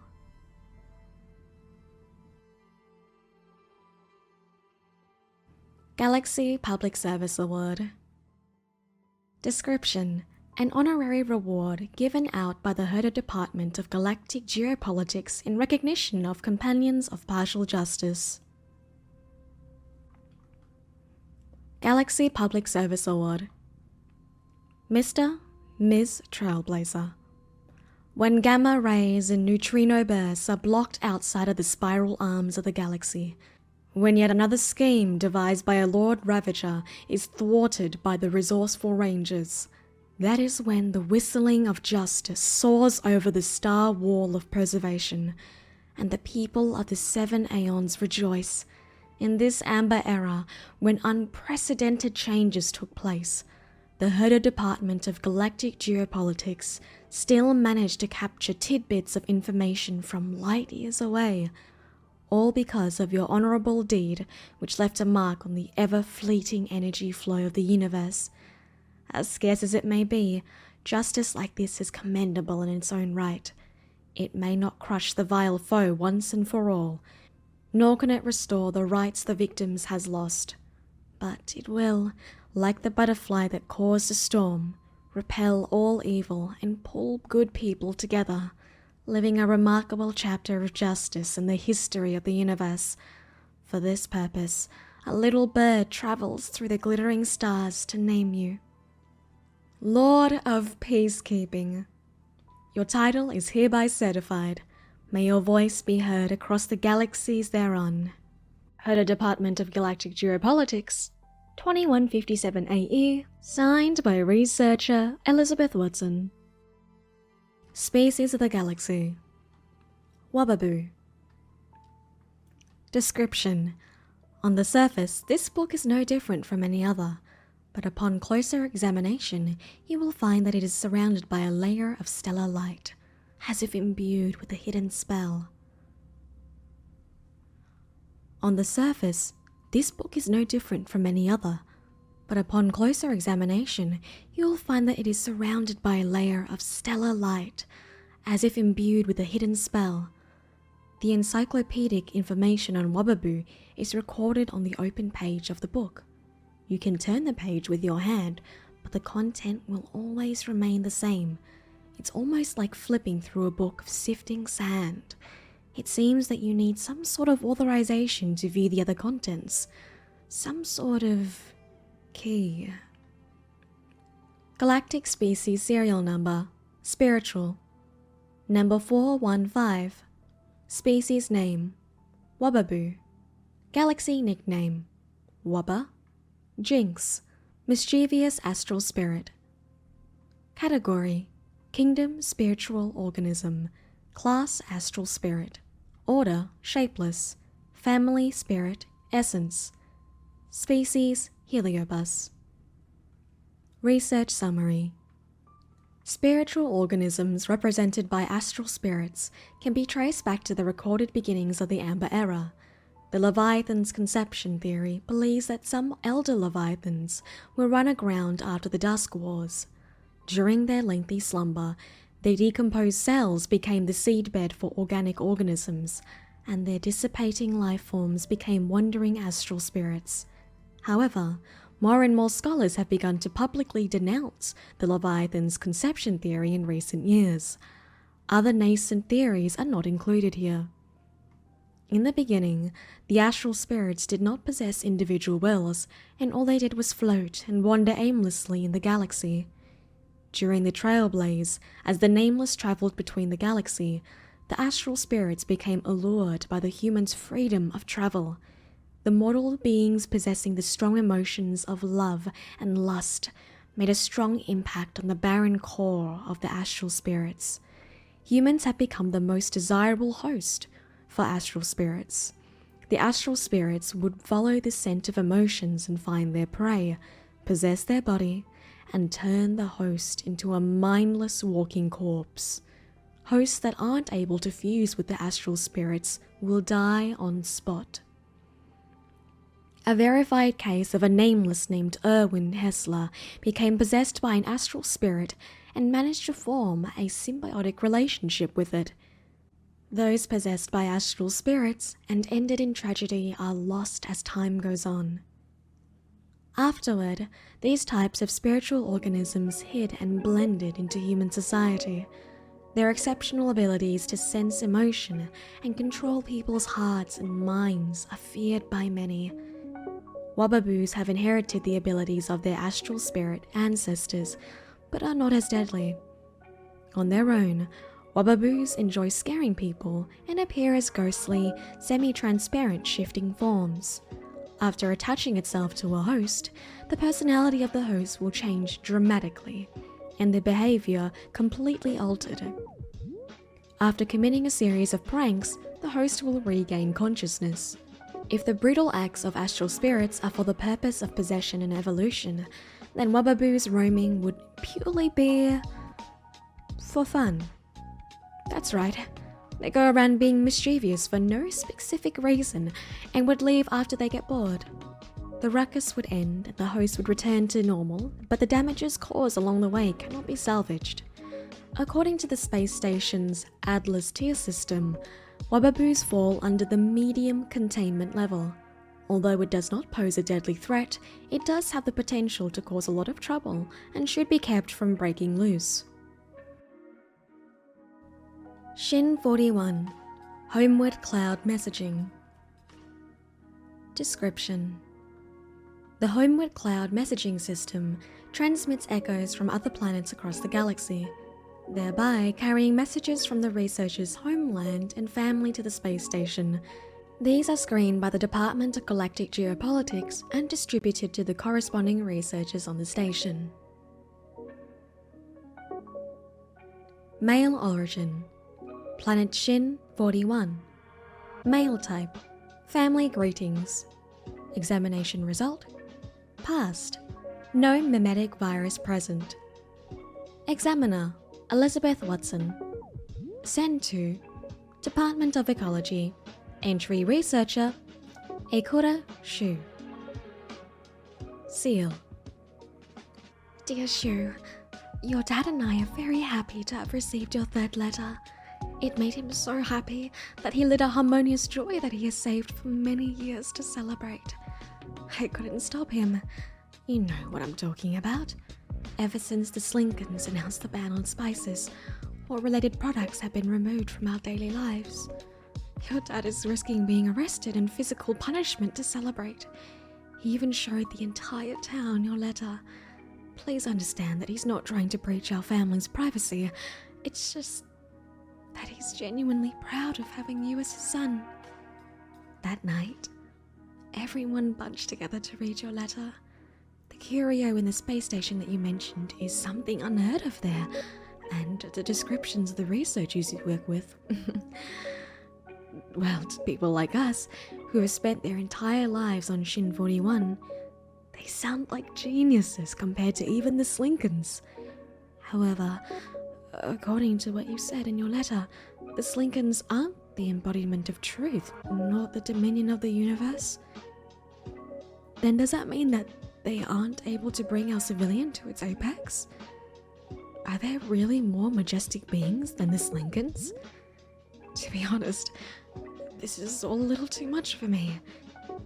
I tried looking through historical records in the pile of dusty books about the period before the Slinkens arrived, but was stopped by your father. He said that the only reason I would attempt to do something as risky as reading banned books is that I had nothing better to do. I was about to use your words to talk back to him, but he said that if I had time for that, I'm better off gathering another basket of leaves from the spice fields so that we would have enough money to send you a few more things from home next harvest season. I thought about it. Your father was right. These things are better left to you young people to think about. Oh, and there was a boy who got really excited reading your letter. His name is Milo. He used to attend the same academy as you. Let me think. He stood on a chair and said that you've brought brand new knowledge to everyone. He said that you were the fire bringer or something. He quickly left after saying that. At the time I'm writing this letter, he's already been missing for 22 days. And today in the foggy morning, his body was discovered. The morning fog has been very thick recently on Shin 41. I think it's because the Slinkens have increased the burning of spices. I think they're celebrating some sort of holiday or welcoming someone important. A number of small spacecrafts flew frequently around this Lincoln residential area. But I digress. Back to Milo. He was lying in the wilderness, 100 meters from this Lincoln residential area. His eyes, mouth, ears, and abdomen were stuffed full with used spices. The townspeople all said this is a warning from the Lincolns. We buried Milo on a small hill, on the side where the dark yellow lilacs blossom. A few people cried, including your father. They loudly denounced the thick smoke and how it makes their eyes hurt, but quietly claimed that Milo's individualistic style cost him his life. If he had an idea, he should have talked to everyone about it. They also said that he was stubborn, like a pair of fire tongs, and did not rat anyone out till his death. Don't worry. After what had happened, I won't ever let your dad carelessly share your letters again. Oh, I've also got something that's been bothering everyone. Aren't you working at the Herta Space Station? Then what does Madame Herta mean? Is that her person? From her descriptions, she sounds like a Slinken. Intelligent, wealthy, cold, and a little crazy. You've dealt with Slinkens on Shin 41 for more than a decade, so it's no surprise you were able to earn her favour. Obviously, I'm not saying that your work isn't just as splendid. I believe that getting number 1 in your evaluation is a result of an immense amount of hard work. But then again, you've already proven you were capable of that when you first passed the exam and received the ticket to board the space station. Oh, and that Master Capote you talked about. Him being so nice to you shows that there are more good people than not in the galaxy. Or why would the stories of the Galaxy Ranger be passing around everywhere? If you are a big celebrity in the space station, as you say, then you need to be more careful and restrained. Please don't mind my nagging. I just don't want you to be impulsive and pay the price for it. A mother knows her son better than anyone ever could. Well, that's all the reminders I have for you. I've been dreaming about you lately. In my dreams, you locked yourself in a black house. It makes me very worried. I'm always worrying about if your work is going well, if you're eating enough, if you've lost weight, if you're wearing enough clothes, and all sorts of other questions. I had the Astral Logistics send you a pair of wool pants I spent an entire season knitting, but it was rejected by the space station. They said that everyone there wears protective uniforms and have no use for something crude like this. Your dad was furious and tossed the pants in the new house we purchased for you. We basically spent all the savings we had from harvesting spices on that house. We're not recklessly spending money. There aren't many other luxuries to be had with Slinkens ruling the place. We both hope that you can get married and start a family of your own soon. But if you don't plan on staying on Shin 41, then that's a whole different story. After all, that would be something completely beyond both of our imaginations. Oh, Shuu. Mum wishes you health and happiness. Hop on a warp ship soon and come home to us. Seal. Researcher Eikura Shuu's diary. Description: pages recording the unrest and extreme emotions of researcher Eikura Shuu. Shunned, exiled, forgotten. 39:51, 21:57 AE, Lyrid meteor shower. This may sound strange, but imagine a Herta Space Station researcher who spent a lot of time in space being fearful of zero gravity. It's been 5 hours and I can still clearly feel the sensation of the traction cable tightly wrapped around my upper body. Even though I am aware that the cable is made from a rare lithium fluoride that can't be damaged by even the sharpest blade, I still imagine myself being unbound and slowly floating into space. After all, the universe is vast and there is definitely a place for everyone. What's the point of staying on the space station and being constantly humiliated? Maybe I would be lucky enough to be intercepted by the celestial comet wall while floating through the darkness and board the jingling minecart of the shepherds to travel amongst the stars. But it is also possible that I would fall right through the cracks of the galaxy into the great abyss of the Leviathan, like a mayfly into the mouth of a giant whale. Are their insides warm, dark, and moist? Or is it like the gentle starry night sky, as the Nameless describes it to be? If it's the latter, I would at least be able to witness such magnificent sight before my death. It'd be better than staying here and being treated like garbage. Anyways, really doesn't matter where I die. No one would care anyway. Red lights flash inside the balance cabin. The noises notify me that the inspection mission has been completed and that the power balance of the protective field is intact. Dying at the mouth of the great abyss is just my blabbering.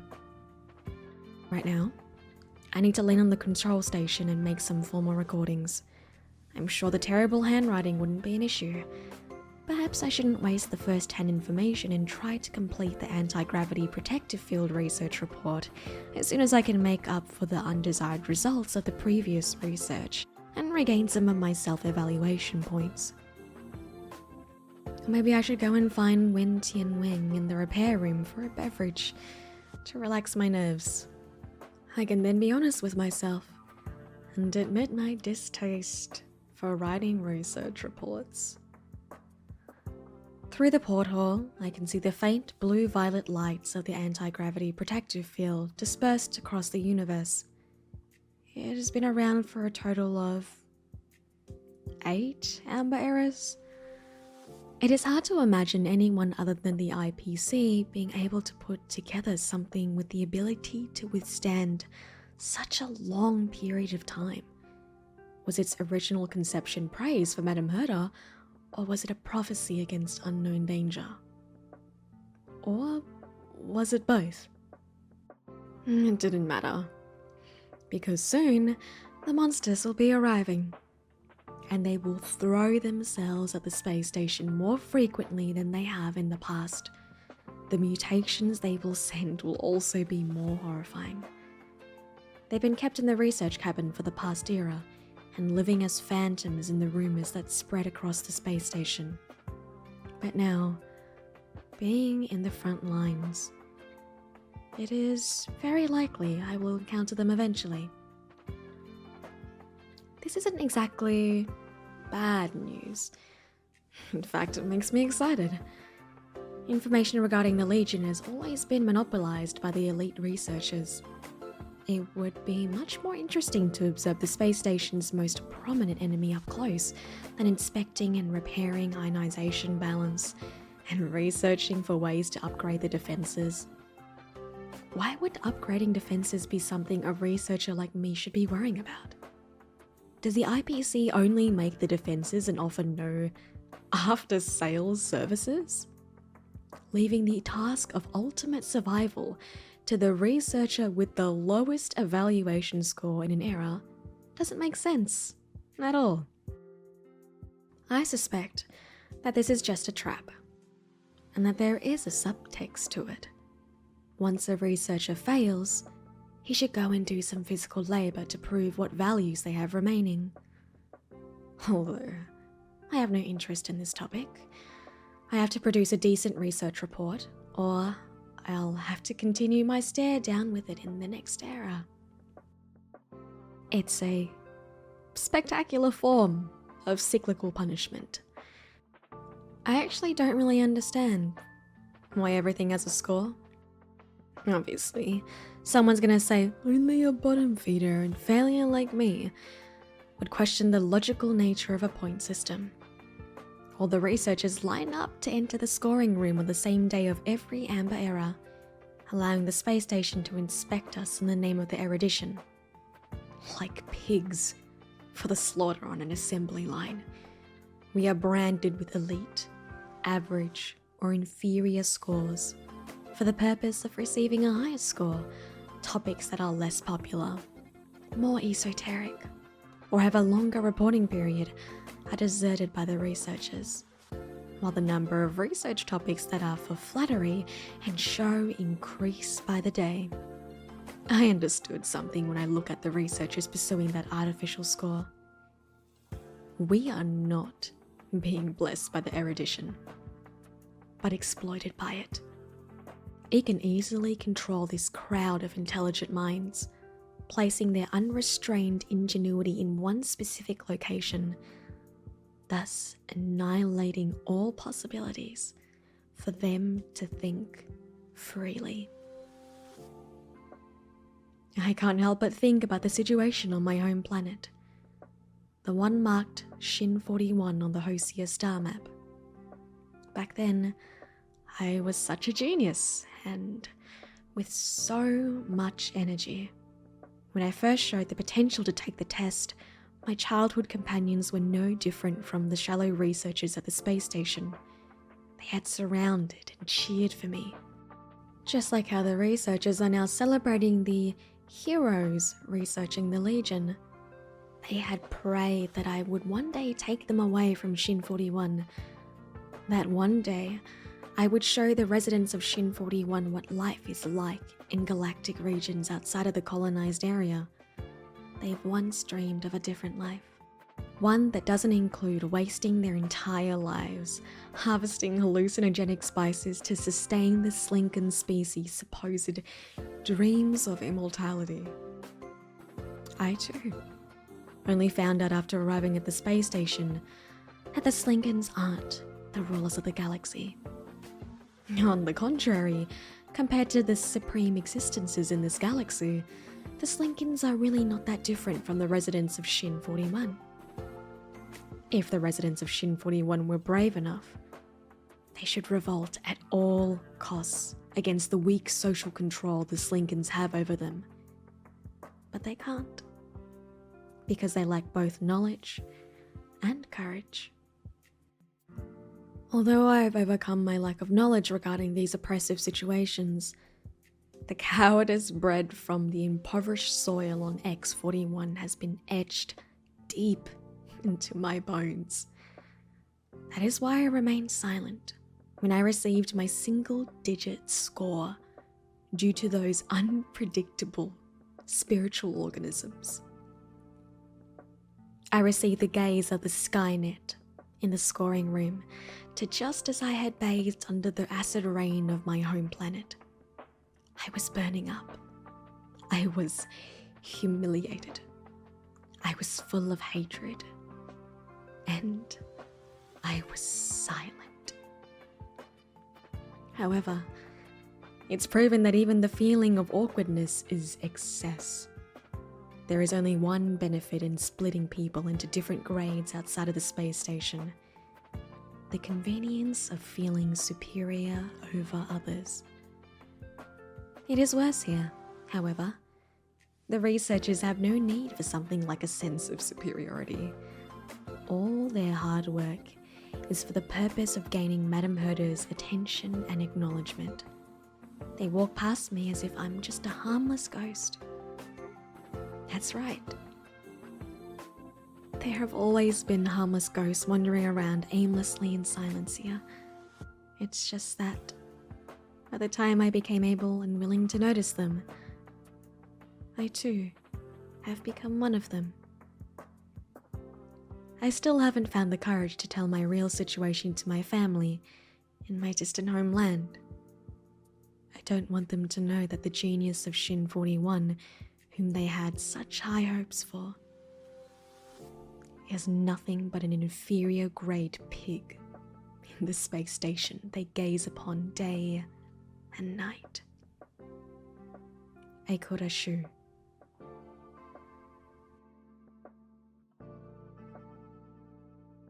Capo-Kali Secret Recipe. Description: King of the beverage world, his crudely sliced bread contains a lethal dosage of humour. Two treasure hunters. Part 4. When, my man, how are things? After I left the space station, my little birds in the Department of Galactic Geography told me things were not exactly going your way thanks to my unconventional way of doing things. Your entitlement to become the head of the Department of Implement Arts got stripped. To add insult to injury, they put you in the maintenance room to make up for the giant hole I blew out. It is what it is. My apology would only hurt you more at this point. Or can it make up for your loss? You know me. I hate hypocrites more than anything. For years I've been wandering amongst the stars, and I can't remember how many times I thought of writing to you. But I've heard that of all the people working in the station, you hate Hosea Lozado the most. What's the point of sending you a letter knowing very well that you would not read it? That's why I sneaked back to the station some time ago and set up this puzzle for you to solve. All that fuss, just to make sure you get the letter. Now, it's time that I hand over the secret recipe of Capo-Kali to you. Sell it to the IPC. They'll make it worth your while. Some sort of compensation. From me, I guess. I wish you well in the rest of your journey. Secret recipe of Capo-Kali. Caramel, carbon dioxide, peas, Canterbury bells, interdimensional leaves, ambergris, and orchid zest. Yes, you are seeing it right. Above is the secret recipe of Capo-Kali. I swear on my mum's life that it's authentic. If you're one of us, you'll know how to decrypt it. I've got a tip for you. A specific method of autoradiography is required to reveal the text.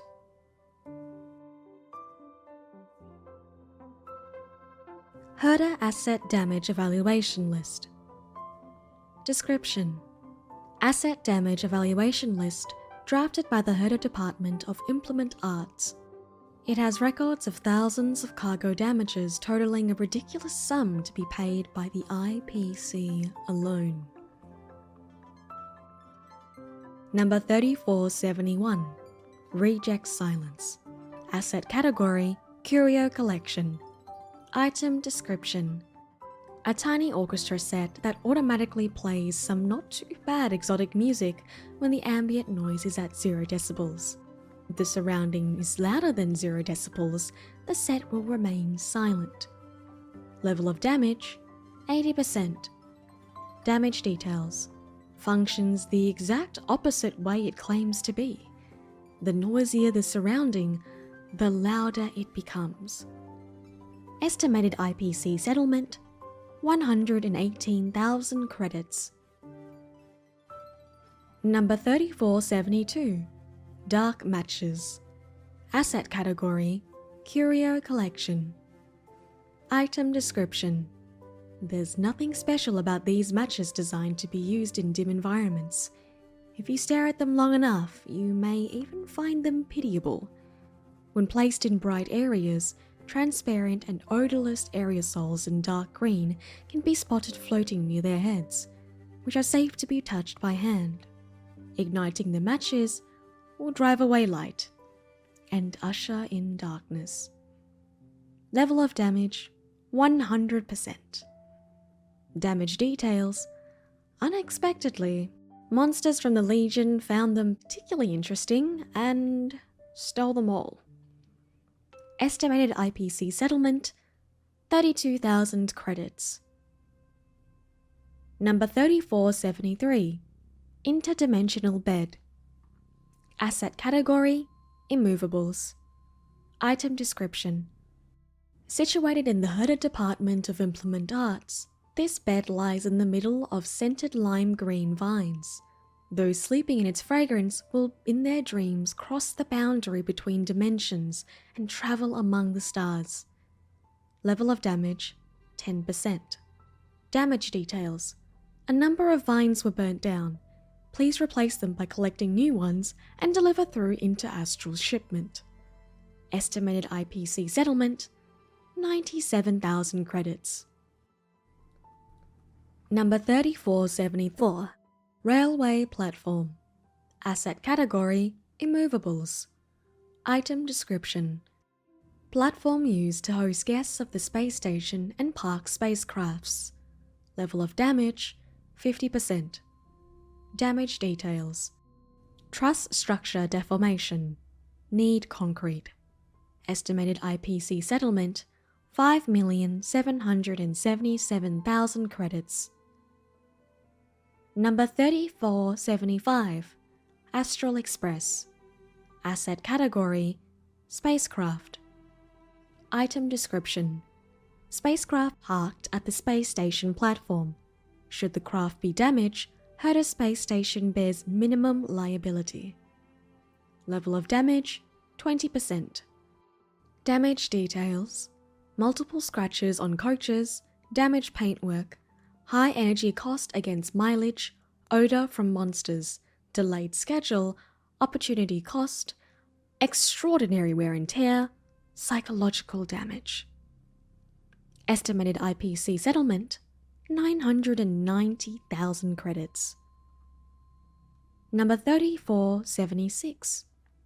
Shiki Megascope. Asset category, researcher personal belongings. Item description. Megascope used to observe the Eikura constellation. Level of damage, 70%. Damage details. With the piece broken, you'll have to make do with the naked eye. Estimated IPC settlement, 48,000 credits. Arlan's work log. Description. A note recording Arlan's work in the last fortnight. Last week's review. 1. Cleared away the remnants of the Antimatter Legion. 2. Confirm which devices needed updating and replacement in the planning zone. 3. Records for handling emergency requests for help from researchers. 4. Playing holodisc with Peppy. 5. Signed for and organized ladies' courier deliveries. 6. Collected and sorted feedback about last week's drinks and snacks, plus worked out a corresponding optimization plan. 7. Screened Peppy's new toiletries for the next quarter. Weekly work plan. Of the heart, of the mirror, of the self. Change history. Sheila's character script. Description. Sheila's character script, written by Gon Konolev, whose motive is veiled in mystery. Written by Gon Konolev. Sheila's character introduction. Sheila Nova, guide of the Herta Department of Galactic Geopolitics, is the child of 2 unidentified justice researchers from the space station. Her parents were both killed in the war against the Lord Ravager's destruction of her home planet, Miniatur. Gun Konolev has raised her since her birth. She has gotten a proper and comprehensive education in the field of justice and has made it her mission to propagate the moral ideals of the Department of Galactic Geopolitics. She is always righteous and proper in her conduct, and she is never pessimistic in the face of injustice. She runs thought experiments on ethics in the space station on a regular basis. Notes. 1. Such a fabrication seems so pathetic in contrast to her real life. 2. Her code of conduct will be passed down to future generations. Sheila's dialogue lines. 1. Smiles. My name is Sheila Nova. 2. Elegantly. I am only a guide in the Department of Galactic Geopolitics, in charge of enforcing the regulations established by the space station's leaders on a regular basis. 3. Enthusiastically. I pledge myself to the Department of Galactic Geopolitics and to justice itself, with my health, dreams, and greatest passions. 4. Sad. I have never left the space station since my birth. I don't think I'll leave the station till my soul returns to the galaxy.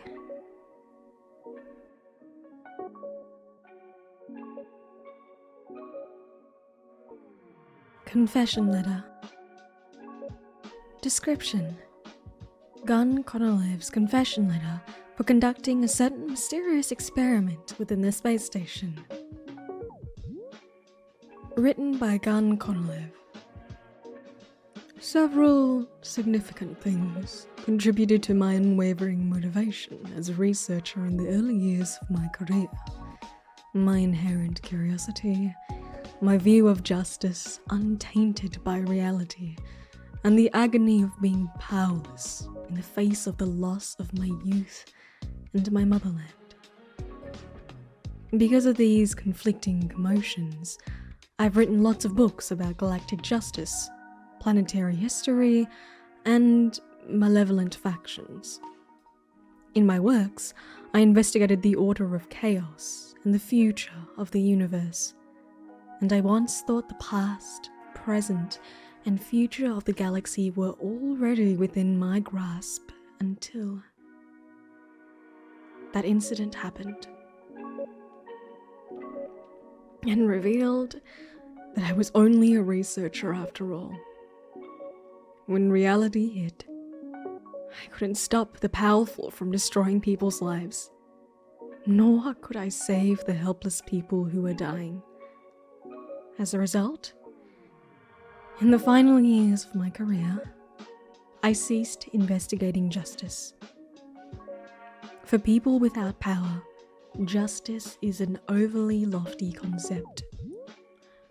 I intend to undertake a secret experiment inside the space station at the end of my life. Lead researcher Asta has agreed to my request. I'll try not to bother anyone with this experiment. I realize it's an unreasonable request, so here's my confession. This experiment is only a minor substitute for my abandonment of justice, just to fulfill a small wish of mine. Asta's equipment purchase contract. Description: An equipment purchase contract signed by Asta to buy equipment for the space station out of her own pocket. It somehow fell into the hands of a wrong person. Contract number 27149. Content: Custom Instrument Procurement. Purchaser: Asta. Supplier: Interastral Peace Appliances. 1. Procurement Content. 1.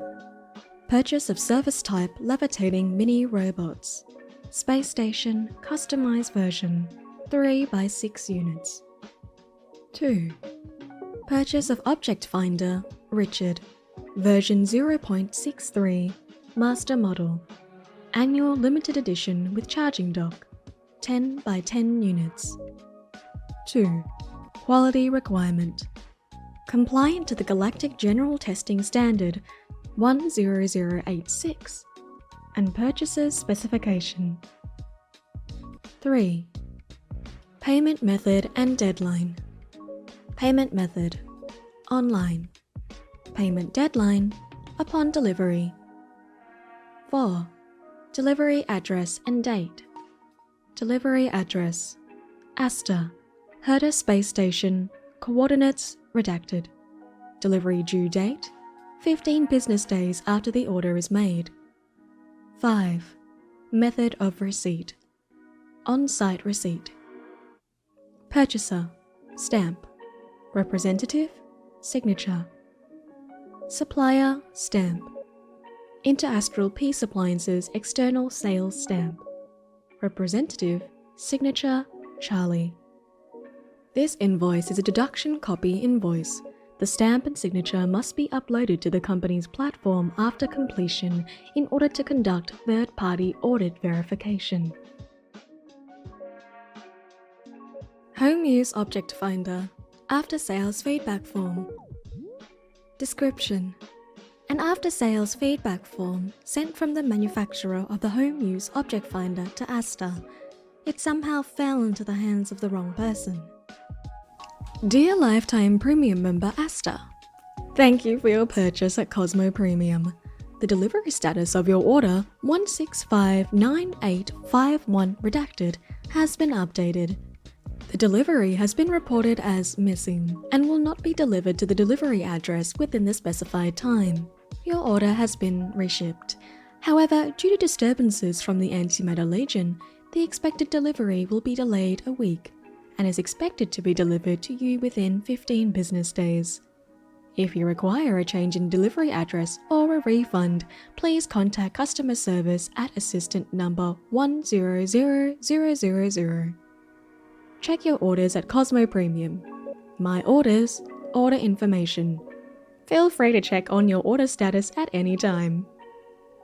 Interastral Peace Appliances do better at strengthening management and risk control, improving service quality, and providing you with first-class service. We apologize for the negative experience you have encountered. Appendix. Order information for your confirmation. Order number 1659851 redacted. Delivery address Herta Space Station. Coordinates redacted. Receiver name Asta. This order contains one type of merchandise in 10 packages. The full list of goods delivered is as follows. 1. Home Use Object Finder Richard Series, Richie. Version 17.93, Custom Model. Annual Collector's Edition with Charging Dock, 10 by 10 units.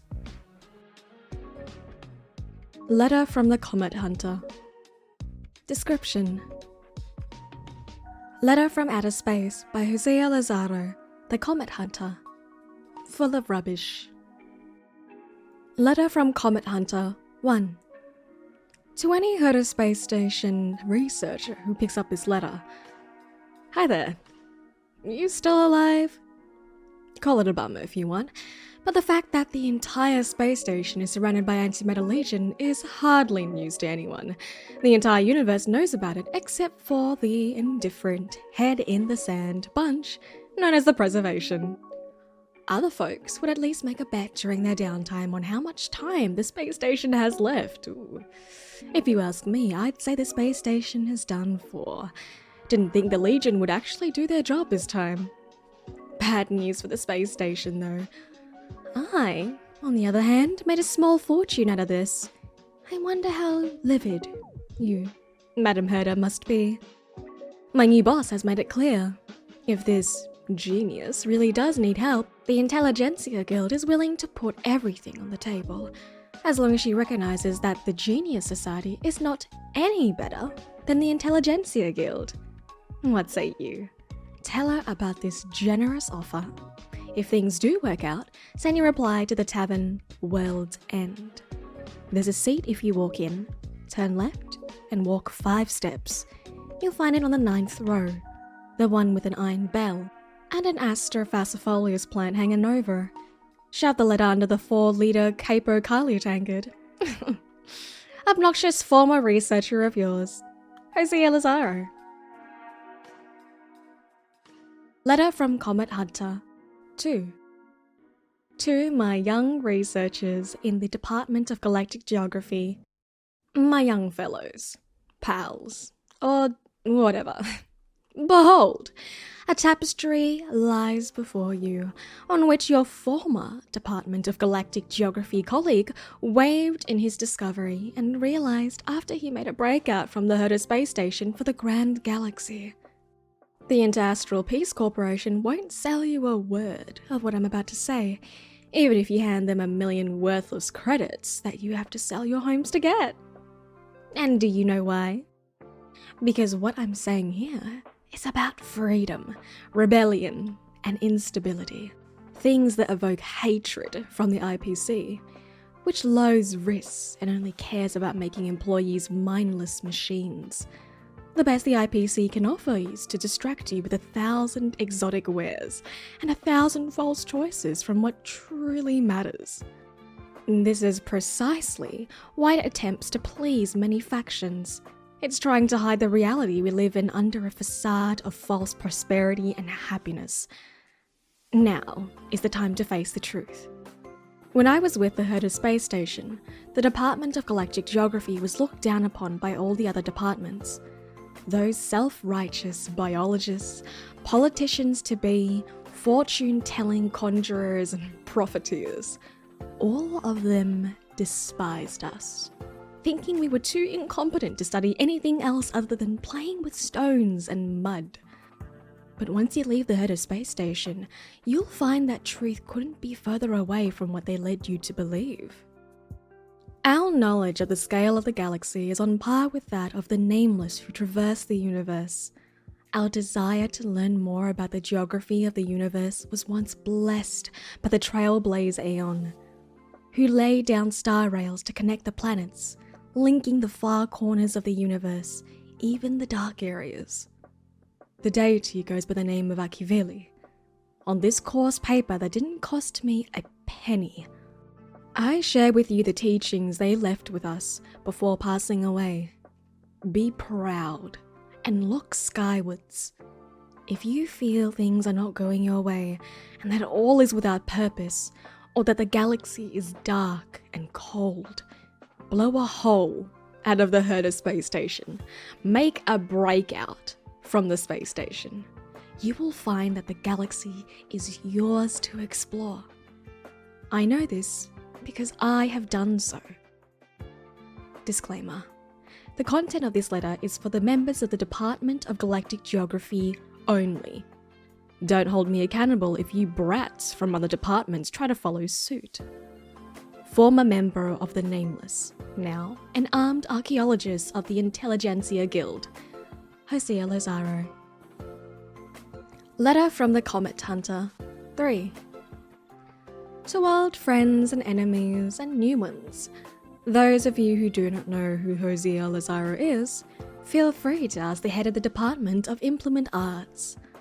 I can still recall the man in charge of the Department of Implement Arts when I was a junior researcher trying my best at work. Wen Huayiden was his name. The old man of Wen Bing there. Old Miser really enjoyed cutting our research funds. He slashed the supply of instruments used to test the composition of atmosphere and soil on different planets, and used the money to buy showy antiques from the IPC, calling it a business exchange. He had an eye for rare relics, I'll give him that. He bought low and sold extremely high in the interastral market. The Department of Implement Arts was raking in profits because of this. In the meantime, we had to make do with an astro rod for planetary research. Even after I hit his face with an astro rod, he did not change a bit. Business as usual. Money for Department of Implement Arts, budget cut for Department of Galactic Geography. Business must have been booming for the Department of Implement Arts since I left. After all, one less accountant who ran random checks and pushed for fair distribution of resources to worry about. More and more suppliers have Herta Department of Implement Arts branded on their packages. In addition to Wen Huayiden, all those who bullied the Department of Galactic Geography were taught a lesson by me, Hosea Lazaro. Many became my enemies who saw to my removal from the space station, but some turned into my friends. I'm not the most amicable type, true, and I got into a lot of trouble because of that. But Wen Ting Wen was the only one who gave me a proper smack. It was on me though, I owe him that. Those old friends of mine. I know most of them are still kicking. The same goes for me. In fact, I want them to know that I have never felt better, despite the fact that I nearly kicked the bucket in the wastelands of the destruction several times. My head was wanted by numerous factions thanks to my recklessness. Years of saving wasted in Masked Fool's pub. None of those matters now. I'm alive and kicking. An old friend, or enemy, Hosea Lazaro. Space Station Love Poems. Description: poem written by researcher Rocky Martinez for his lover. Space Station Love Poems 1. Lay. Oh, my Lay. How did I fall so deeply in love with you? Your white skirt is like a landed white dove, tugging at my heart unknowingly. Rocky Martinez. Space Station Love Poems 2. You're as light as a swallow when leaving the station. You danced a tap dance on the skin of the abundance. You made my heart jump up and down as you dance, and made the Stellaron obstruct the star rail, one chunk at a time. Rocky Martinez. Space Station Love Poems 3. Other than the halo and starlight, there is another woman in the galaxy. She brings with her my inquiries, ones that would last my entire lifetimes. The answer lies at the fragile edges of the black hole. Her eyes are like the size of the clouds. Loneliness has turned blue into my name. Rocky Martinez. Curio Management Log. Description: a Curio Management Log written by Asta. It is made public at the station's terminals for all researchers to peruse. Part 1. Profile number 021. Curio designation Astro Rod. Remarks: only as a collection item. Research application is forbidden. Curio profile: a tool invented by Herta researchers to explore the geological structure of alien planets, mainly made of the 108th elemental metal from a deceased planet. Its body emits a glowing blue radiance, appearing as if the user is holding nothing. The sensor at the end points to where the user came from and guides them on the way back. No matter how hard the geological structure of the planet is, just gently insert the astro rod into the surface of the planet, and it can analyze a great deal of geological data. It is a sacred object in the eyes of those researchers who are fascinated with the study of planetology. Related studies. 1. Chadwick, Department of Galactic Geography, Level 2 Researcher. History and future projection of astro rod's development. 2. Misa, Department of Galactic Geography, Level 2 Researcher. The astro rod's developmental history and current state. Researcher notes: the astro rod. I've heard of it even before stepping foot in the space station, and now I can finally see it in its physical form. Wen Xiling, Department of Implement Arts. An astro rod is said to be the gift that best represents someone's love. An astro rod can point her in the direction she desires, and can tell her my feelings for her. Name omitted. Department of Galactic Geography. Don't think I don't know what you're up to. Bernard, Department of Galactic Geography. Profile number 056. Curio designation: Light of the Stars. defunct. Remarks: the Curio has been damaged during the invasion of Antimatter Legion. Do not submit research applications. Curio profile: a tiny, pristine, and well-decorated box. The container itself is clean and flawless, and it has 9 mini drawers on each of its 4 faces, not including the top and bottom faces. Within each drawer is a luminescent crystal that corresponds to a colour on the starlight spectrum.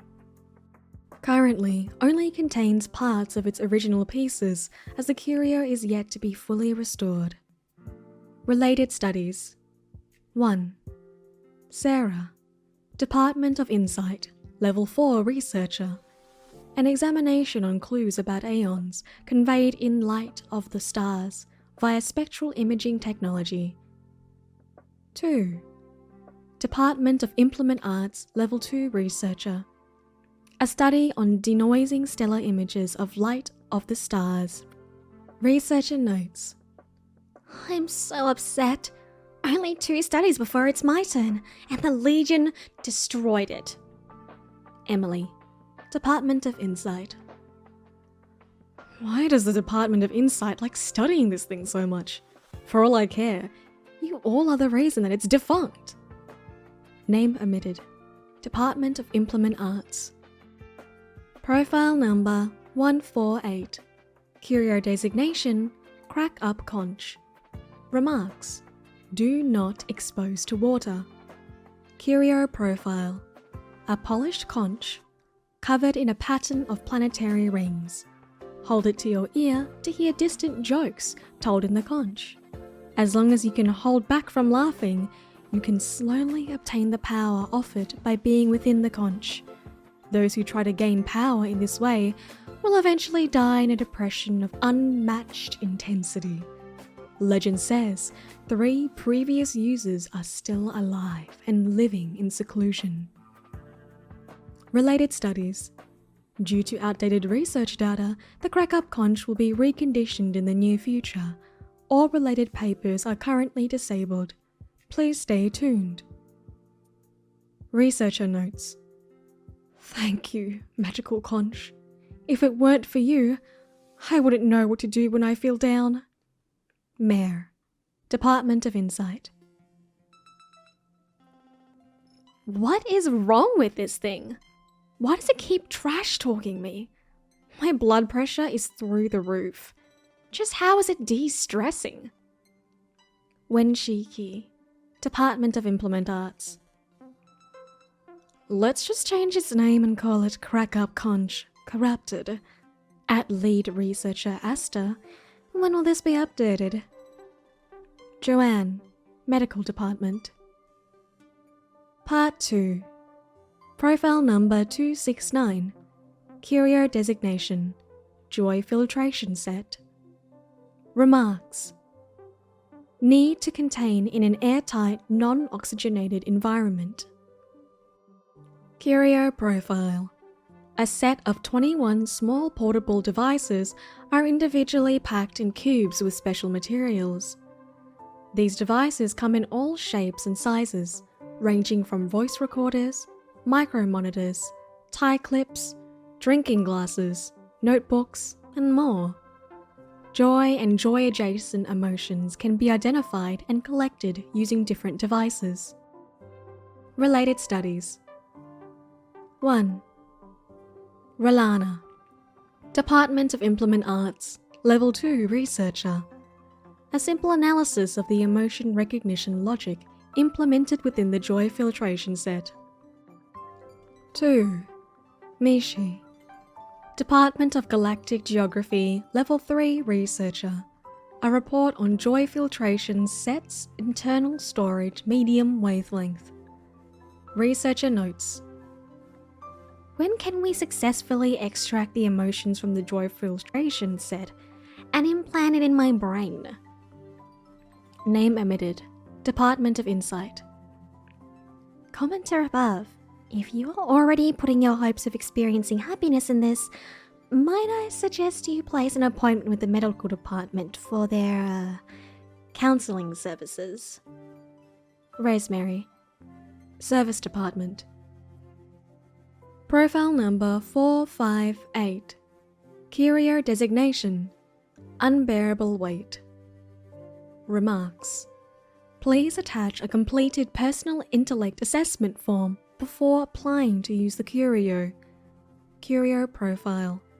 A crystal-encrusted crown. The imperial crown from the silicon-based lifeforms of the Totton planet. A living fossil of the monarchy's history. The lifeforms of this race have clear crystal bodies. They think and communicate through internally generated electrical signals. When a Tottonid dies, it becomes pure mineral. Illnesses in its body turn it brightly coloured. Each deceased Tottonid emperor will be embedded in this crown of laurels, composed of the remains of previous emperors. The Tottonids believe this crown brings the wisdom of generations to its rulers. It's also the reason why the rulers of the Tottonid have always been unusually large, heavy, and beautiful. Related studies. Cellerite, Department of Ecology, Level 3 Researcher. A review of studies involving the genetic revival of the Tottonids. 2. Sheila, Department of Ecology, Level 2 Researcher. Establishment of an interaction inverse model of the unbearable weight and its optimization. Researcher notes. Why are there so many Department of Ecology researchers working on this? Wenshiki, Department of Implement Arts. Can the person in charge of the Department of Implement Arts assign something to this person who has nothing to do? He has been leaving pointless comments in several Curio's profiles already. Name omitted. Department of Ecology. Profile number 752. Curio Designation. Rating Pistol. Remarks. Requires containment with non-refractive material. Curio Profile. While it may have the appearance of a common forehead thermometer, the rating pistol also has a slightly closed eye on it, which will rapidly spin around a few times antagonistically as you pick it up. Use it on ordinary items. With a beep sound, you will see that Pom-Pom is 1 point, Himeko 9 points, and the lab's glass doors 10 points, and the cosmic bouquet 2 points. March 7th cannot be rated by this device. As for the internal reasoning behind its rating system, every researcher aboard the space station has their own theory, which could have been compiled into a whole book called Study on the Rating System of the Rating Pistol. Related studies. Question mark, question mark, question mark. Department of question mark, question mark, question mark. I'll give it a go. Question mark, question mark, question mark. Department of question mark, question mark, question mark. New entry logged. Silver Wolf. 100 points. Researcher notes. I know Himeko, but which department is Pom-Pom from? How do they only get 1 point? And who's March 7th? Edmund, Security Department. These are all written by lead researcher Asta. Must be someone she knows. Wenshili, Department of Implement Arts. Wait, how did the garbled text get into this file? Did the terminal get infected by some virus again? Joanne, Medical Department. Part 3. Profile number 1381. Curio Designation. Total Eclipse of the Heart. Remarks. Contain in vacuum. Do not activate. Curio Profile. A conical device made by an unknown polished rock. When the central cones are perpendicular to each other, the device enters a dormant state.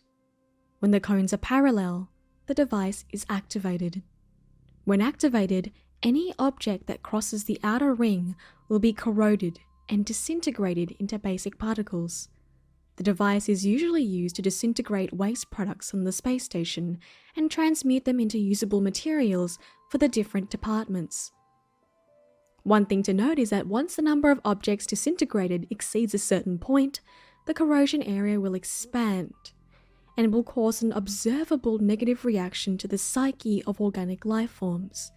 Do not activate without written permission from the space station. Related studies. 1. Asta, Department of Insight, Level 4 Researcher. Personas and Shadows, a study of psychological impact from cone corrosion to aeon projection. 2. Lamina, Department of Ecology, Level 3 Researcher, the effect of brain bioelectric methods and cross-species microcomputer connectivity on the efficacy of brain rehabilitative therapy. Researcher notes: what happens when someone's psyche has been corroded? Will it awaken some kind of personality? Has anyone tried it? Reply, please. Lukacs, Department of Galactic Geopolitics. After you get corrupt, your name will get a corrupted label on the terminal. Name omitted. Maintenance Department. Profile number 1984. Curio designation. Door to a new world. Remarks. Unknown. Curio profile. A teleportation device that the Department of Implement Arts acquired by chance. The shape is consistent with a common toilet seat, with a ceramic textured surface and a complete flushing system. The mechanism of action is unknown for the time being, and no significant side effects have been reported after the teleportation is completed. However, due to personal constitution, symptoms such as dizziness and vomiting may occur after repeated use in a short period of time. Rumors like, "Bury your head in a toilet and flush it, and you'll open a door to a brand new world," was once widely circulated on a certain planet, and the existence of this machine confirmed the authenticity of some of the rumors. Related studies. The redacted experiment using Door to a New World and its data are not available to the public for the time being, according to the request of the Department of Implement Arts. Researcher notes: I've stuck my head in this thing, but why did I not end up in a new world? Name omitted. Department of Galactic Geography. The researcher in the comment above, you don't seem very sharp. You shouldn't put your head inside. You should be sitting on it. And flush. Adler, Department of Ecology. Profile 2691. Curio designation. Energy black hole. Remarks: do not expose to food items. Activate the heating mode of the space station's thermostat system before utilizing the Curio. Curio profile: a heater fueled by some kind of clean energy. It was once used as an electric pancake pan by an IPC trade commissioner. Note: attempted. After being spotted by a Department of Implement Arts researcher, it was brought to the space station. The patterns on the surface of the heater were ascertained by the Department of Insight to be the crest of an anonymous family and the name of a person suspected of being, redacted, Landau. The heating function of the heater is non-functional and non-responsive to any fuel inserted. According to the current observation record, the heater will actively absorb heat energy from surrounding objects. An excessive exposure to it can cause hypothermic reactions to homeothermic animals. P.S. A joint experiment from the Department of Implement Arts and Service has shown that the energy that the heater can absorb does not, in fact, include caloric energy from food items. Related studies. 1. Thaler, Department of Implement Arts, Level 2 Researcher. Thermodynamic properties and matter accretion properties of black holes. 2. Adler, Department of Implement Arts, Level 2 Researcher. A new perspective on the population growth and explosion, organic populations and black holes. Researcher notes. What? Not for heating food? So what can this be used for? This touches on the blind spot in my cognition. Mar. Department of Insight. Nonsense conclusion! That experiment was not rigorous at all, and the 0-calorie decision was unnecessarily stringent. Look, as long as it was not listed on the package itself, the food inside would come up 0 calories. The Department of Implement Arts knows jack shit. Name omitted. Department of Ecology. Adler's research report on ghost stories. Description: the research report, written by Adler, a member of the Department of Implement Arts. It records all kinds of ghost stories at the Herta Space Station. Adler's research report on ghost stories. 1. Rowdy security door. During one amber era, Herta Space Station welcomed a fateful researcher. He quietly made a vow to devote the rest of his life's efforts on the space station to the pursuit of unique scientific research results. Unfortunately, the rest of his life turned out to be longer than expected, perhaps even amounting to eternity. We know not what sort of experimental accident he faced at the time, but we can confirm this accident was a necessary prerequisite for the story that follows. Perhaps it was a curio capable of mental projection, or perhaps the project he was working on was itself related to the topic of mental projection. He pushed the button with anticipation, thinking that the data he had dreamed of would appear on the screen. But what he did not expect was the beginning of a tragedy. The security department records show that among the accidents that have occurred in the space station, there have been many deaths of researchers, but not once has there been a clear record of a researcher disappearing into thin air. But his body did, in fact, disappear, and no one knows where he went. Moreover, no one had any records of his experience. Perhaps to this day, a shadow of it still remains in the dust of the space station. What a cruel twist of fate. He completed the final step of the experiment by himself. His mind was completely projected into an object. Just imagine, what kind of experience would it be if you could only observe what's happening in front of you, but couldn't interact with it or act in line with your own thoughts? The answer: it's torture. The mind is trapped in a prison. But what do the thoughts represent? What kind of receptacle can carry formless thoughts?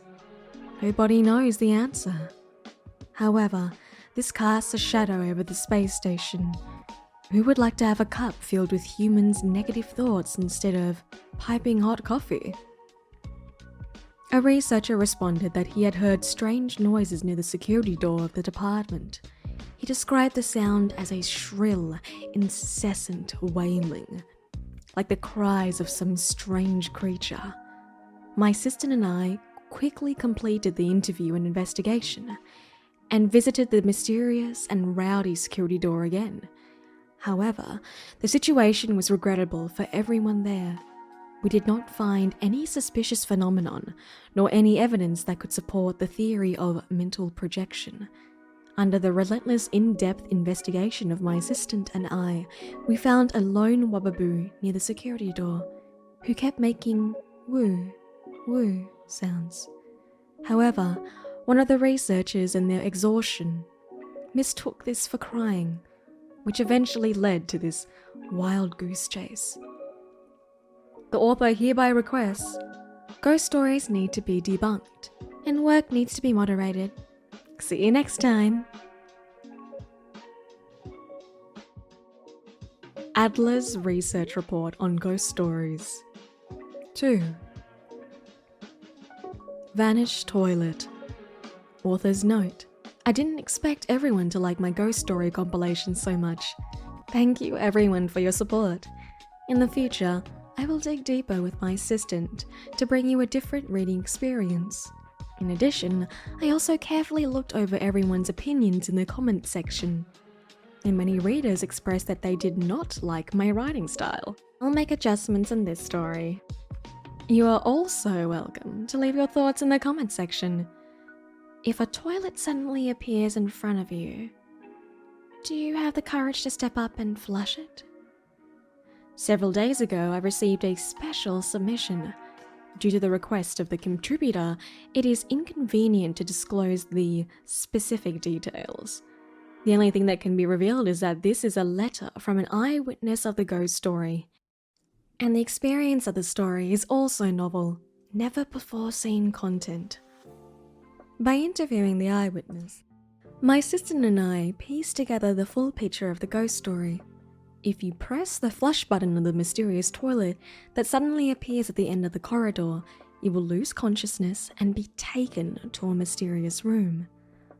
Since my assistant and I were unable to find the mysterious toilet, it was impossible to explain the mechanism of bodily transportation, but we did visit the mysterious room. The moment when I opened the door, I was actually full of fear and apprehension. Could it be a trap? Or maybe it was a place for some of the Space Station's under-the-table activities. Alas, in order to reveal the truth to my friends and readers, I went on in. It turned out that it was just an ordinary room, and there was a researcher from the Department of Implement Arts who was trying to track down the toilet. Rather, its correct name was Experiment 13. After patiently talking with the researcher, the full story was uncovered. The mysterious toilet was a curio borrowed by the Department of Implement Arts for a confidential experiment, codename Experiment 13. Due to a mistake by the researcher in the experiment, Experiment 13 caused all sorts of rumors throughout the space station. But is that the whole truth behind the researcher's explanation, or is it some kind of conspiracy? Or maybe the answer is left to you to write in the comments section. Everyone is welcome to discuss this topic of Space Station ghost stories. The theme is Press My Flush, Have the Pen to Yourself. Adler's Research Report on Ghost Stories 3. Hiatus Notice. I regret to inform readers that this account will cease updating content indefinitely. Due to personal reasons, I am unable to continue serializing the follow-up content of this report. At the same time, I hereby solemnly declare that the content published on this account is adapted by the author based on the rumors in the space station. Please understand, it does not have any scientific rigor, nor does it represent the views of the author toward participation in any experimental project. Finally, I would like to thank everyone for your love and support throughout the run of this report.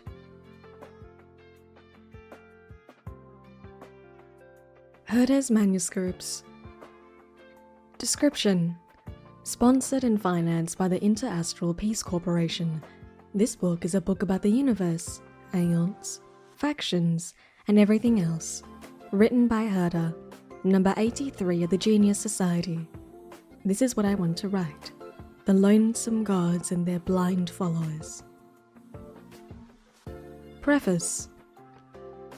On that day, Scholar Cleo from the Candelagraphos asked me, "Is there something you would like to write for the universe?"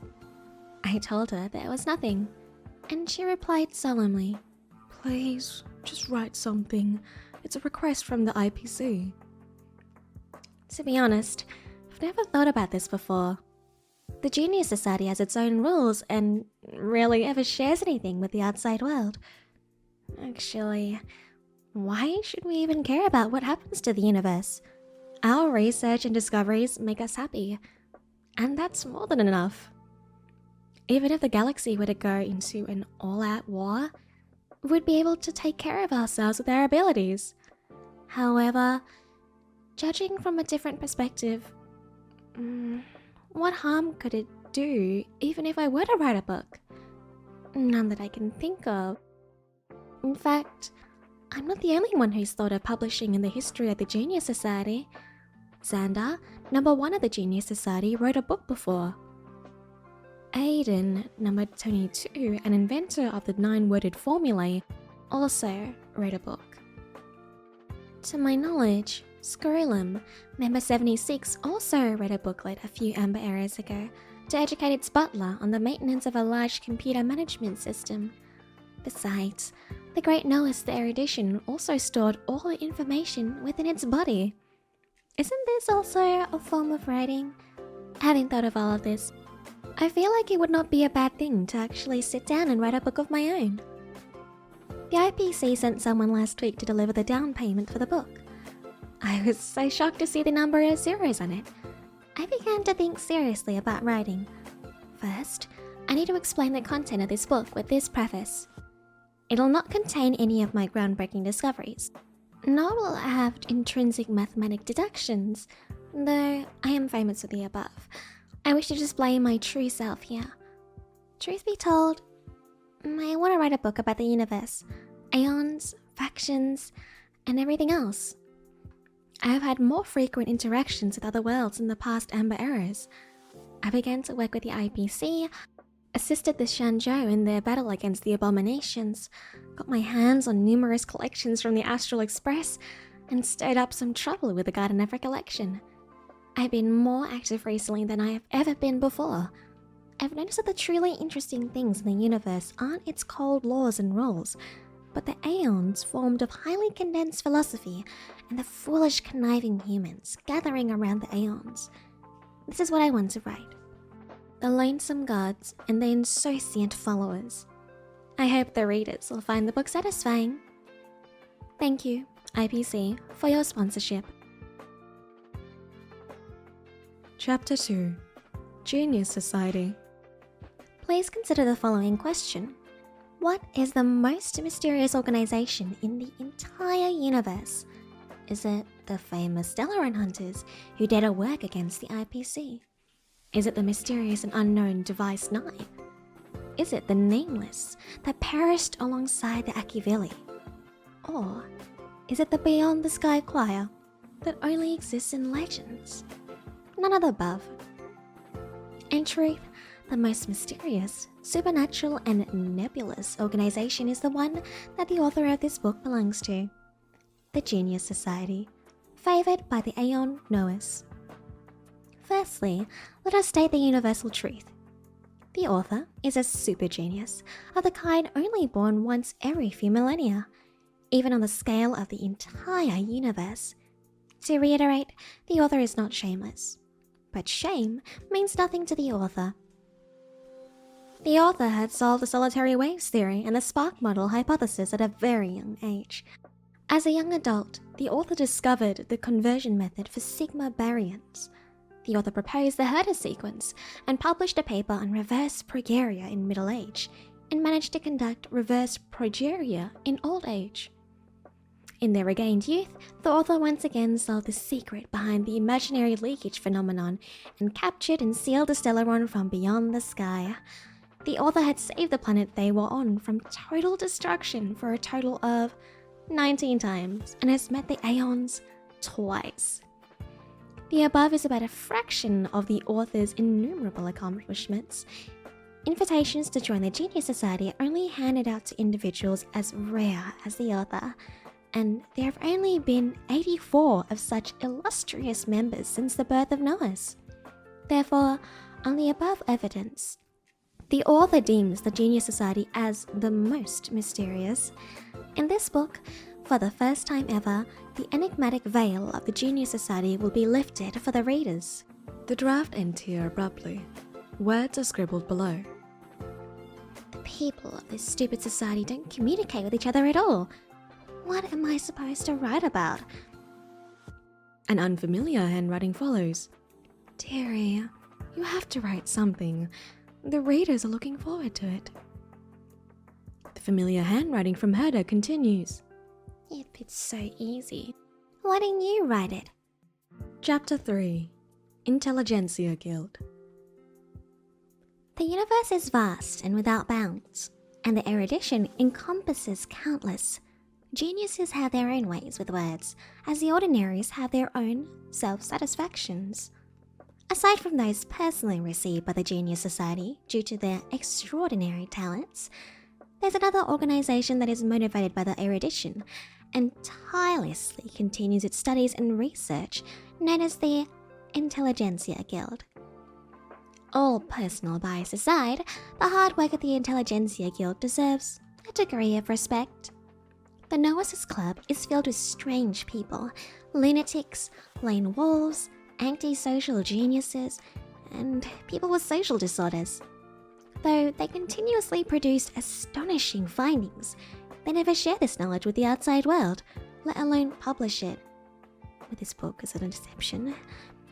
The philosophy of the Intelligentsia Guild is to instead communicate and share. Knowledge is a type of hard currency, and miracles are only brought about when currency is in circulation. So they would exchange knowledge for wisdom and formulas for recipes.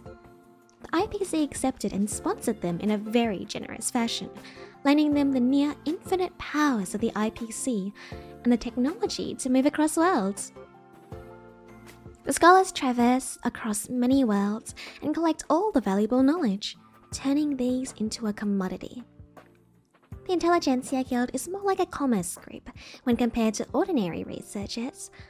Their structure is built upon basic individual organizations of schools, each responsible for their own earnings and expenses. The scholars would research and trade the knowledge they've acquired in their own area of expertise, trying to obtain truly priceless treasures this way. The following are a few more renowned schools for the reader's perusal. Synesthesia School. The Synesthesia School is undoubtedly the school that has made the greatest contribution to the galaxy. For a very long time, communication has been a critical issue that has troubled the IPC. The foundation of any trade is its contract. However, the drafting of a contract requires mutual acknowledgement of its terms, and there's a long and complicated list of languages spoken by intellectual life forms. The researchers of Synesthesia School work to build a common thought bridge between the different species known as the Synesthesia Beacon. That's widely used today. Thanks to the Synesthesia Beacon, all body movements, flash signals, sound vibrations, or the change in odor molecules, any sort of signal that holds meaning, will be converted into a thought pulse and translated into a comprehensible language. The first obstacle of communication has been overcome. The IPC used the Synesthesia Beacon as the foundation and built a giant database, storing the speech and vocabulary of almost 100 million languages. Inscriptions are no longer a mystery. It is said that the IPC is still paying the Synesthesia School a hefty licensing fee each quarter. This school has the wealth of a nation. A reliable contact has informed the writer that the next research topic of the Synesthesia School will be ultra-long-range remote communication technology. This technology was already invented by Elias Salas, member 56 of the Genius Society, and put into the use of the Genius Society over 100 Amber Eras ago. But of course, the geniuses encouraged the average Joe to continue to develop their own erudition. Ecology School. This school views the galaxy as a large ecological observation subject. They are obsessed with studying the void song whale, radiant jellyfish, and other organisms of the galaxy. The school earned its recognition for the discovery of the celestial comet wall. The IPC was exhilarated to hear the confirmation that this was an ancient creation of Clippeth, Aeon of Preservation. They paid the school an incredibly large sum of money, once again proving the old saying of work smart, not hard, to be correct. Candelagraphos. The Candelagraphos is the printing department of the Guild. They are made of countless authors, transcribers, typists, programmers, and workers who produce books. This school is founded upon the noble gesture of altruism, surrendering selfish scientific research and throwing themselves at the grand service of sharing wisdom with more people. The science of the Intelligentsia Guild is gathered here and organized into books to be published and sold to all the worlds. The most famous series is definitely The Traveler's Guide. Armed Archaeologists. This is a school passionate about galactic exploration and archaeology. They are always heading to the most desolate planets and exploring the most dangerous ruins. Try to imagine a group of scholars armed to the teeth, leading a dozen mercenaries out of an exploration vessel and crawling in and out of the crevices of ancient buildings that have been forgotten for countless amber eras. They would dig up valuable artifacts and ancient writing before calmly laying down explosives and opening up a path made from total destruction. They would then happily board their ship and leave. Some say they look more like mercenaries than scholars, but that's up to each person to interpret. Quantum History School. This is a new school reformed from the bankrupted Psychology History School.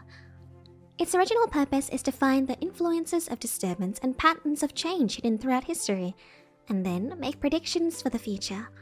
However, they become a group of scammers that use a series of complex calculations for fortune telling. The reason I've included this school is to wrap up this interesting piece of writing with a funny joke. Chapter 263. Chapter 4. Interastral Peace Corporation. Clippeth, the Amber Lord, a colossal statue without a head, silent and oblivious. They only think about constructing their mysterious and giant wall. What was it for? No one knows. What is it they're trying to keep out? No one knows. Most normal people will ignore it after realizing our ignorance. But there are always abnormal people in this world. There are two types, even in that group. One type thinks that, wow, there's a god building a wall. This means walls are sacred, so we're going to build walls too. What kind of ridiculous logic is that? And with that, this group of people believes they've received some sort of revelation and began wasting precious resources to build useless things on their respective planets. These people are known as the architects. As for the other group, well, they're even dumber than the architects. Although the architects have a few screws loose in their heads, they're at least thinking about doing things that are beneficial to themselves. On the contrary, the other group of people think that, wow, there's a god building a wall. This means walls are sacred, so we have to help God build walls. Huh? And with that, a group of people filled with a self-sacrificing mentality gathered and formed a support team for Kapote. Knowing that they're not exactly capable of doing anything, this support team uses the power of paths and flew to different worlds to source the various materials needed for building a wall as a tribute to the god. At this very moment, two intelligent individuals emerge from this group of imbeciles and change the destiny of the entire galaxy. And now, the writer will explain the events to follow in detail. First, the support team flew to an unfamiliar planet. They were lucky to find the planet inhabited by a friendly race who received them warmly. The support team said, "Respected companions of the galaxy is facing destruction, and our Aeon is building a wall spanning across light years to protect the galaxy. We urge you to take part and join in on the construction." The aliens reply, smiling, "Wow, that sounds extraordinary. What can we do to help?"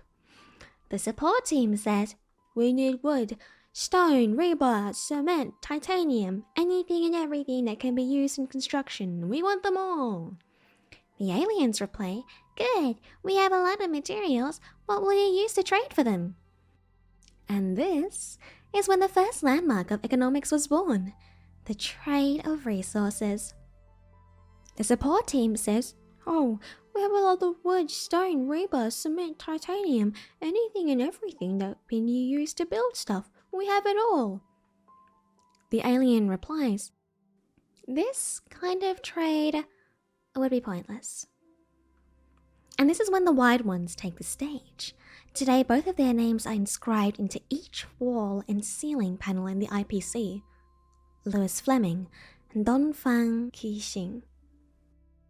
The Wise Ones quickly answer, "There is a planet called Clementine, 3 systems from here.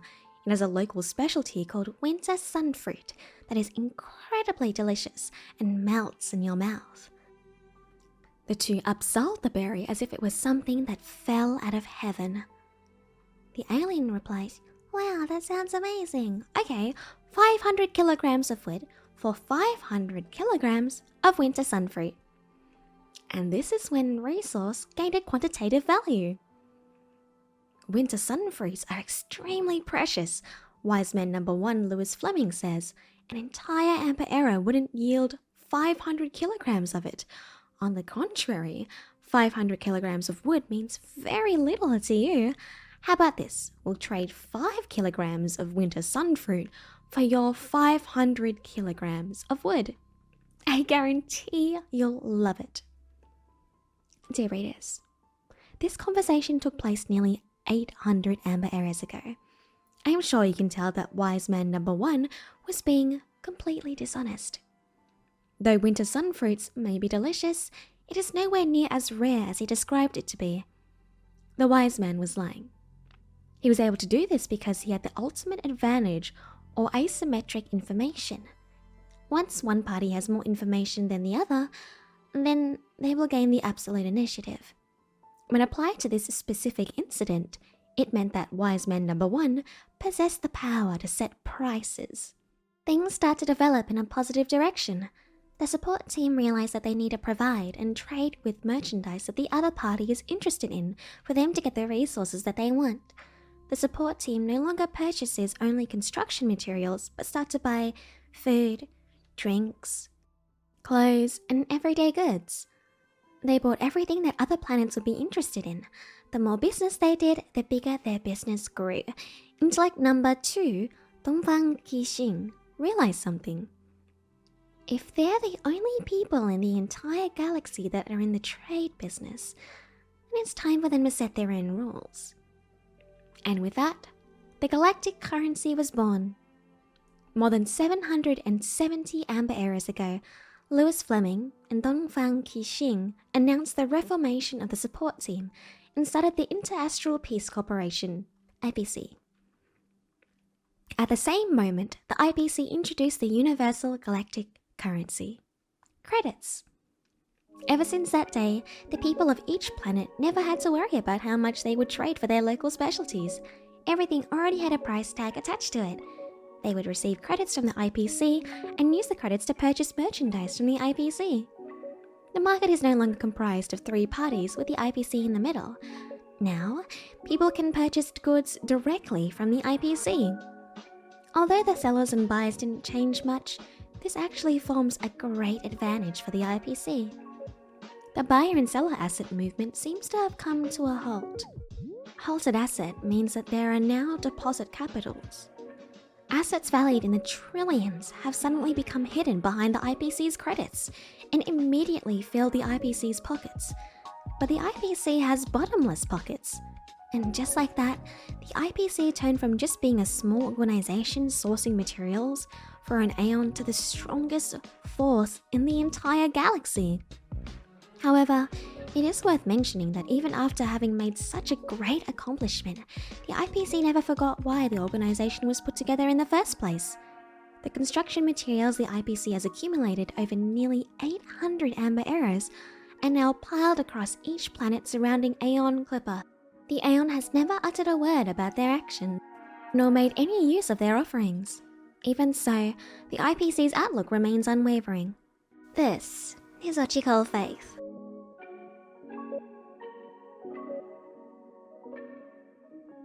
Researcher's memo notes. Description. Notes that the researchers in the space station use to leave messages to each other. Part 1. Dagnabbit, the password changed again? The password is redacted. Remember, the password is redacted. Which uncivilized person blacked out the password? Other people like us need it too. So, what's the password now? Does anyone know?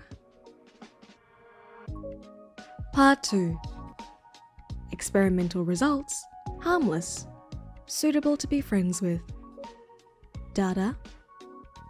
Subject, mentally well. Subject, current status, writing this report. Experimenter signature. Drats, the researcher didn't tell me his name. Part 3. If you feel you can't complete your work, congratulations. At least you still retain an objective awareness of the external environment. What if I can't do it? Hey, who scribbled on my note? You know the medical cabin on the space station is pretty cutting edge. The fees are also borne by the IPC. Let me sincerely advise the 2 people above to seek help. Part 4. Sometimes at night, the mysterious melon fairy will appear on the seed aisle and make the melon you planted about 3 times larger. However, if you only planted snap peas, she will seek you out and punch you. So far, I've only gotten punched, so I switched to planting melons. I hope she appears again. Update. The melon fairy in the seed aisle is fake news. That terrible person only said that because she was found out trying to steal my snap peas and punched me. I shouldn't have trusted her. Update 2. Dear friends, I am rescinding my statement before. The melon fairy is not a divine being, because I did see her. She said she wanted to write my report for me. Another person's handwriting. Just stop. This is a hallucination caused by the hallucinogens from our department leaking into the fertilizer. Wake up. There will be no pretty melon fairy coming to help any of you complete your reports. Part 5. The cleaning robot with a bold patch in the base zone is peak AI. If you give it some tips, it will bring you to a malfunctioned restroom cubicle with all the rare curios it stole. A complete lie. That bold patch cleaning robot even has a shred-up function. Who in tarnation gave it that function and wrote it down to prank people? It is even a printer. Friends, this is the Adminis cleaning robot, our space station's specialty of efficiency working. Part 6. The redacted keys between the redacted and redacted keys on this terminal have malfunctioned. I'm sticking a note here to inform everyone that this has been reported in the staff system and is awaiting technician's repair. If you're passing by, take note. My research data is still inside. Do not touch. So why don't you just say which keys aren't working? Because those keys are not working. Hi, it's Eva here. If you've reached the end of this very, very, very long video, congrats and thank you for hanging around and listening to me read literally all the readables in the Herta Space Station. I counted everything and it says that there are 40 readables that you can go through and find. If you would like a continuation of this where I read all the readables that are located on Urelo 6, let me know in the comments down below and I'll make a follow-up for you guys. I just looked it up and it says that there are 84 readables that you can collect, and that's more than double the amount. So I might break it up into 2 parts, let me know. But thank you again, and like and comment if you found out something cool that you didn't expect to, or if you like the video, and make sure to subscribe, and thank you so much for your time. Big mwah. Have a nice day, guys. See ya.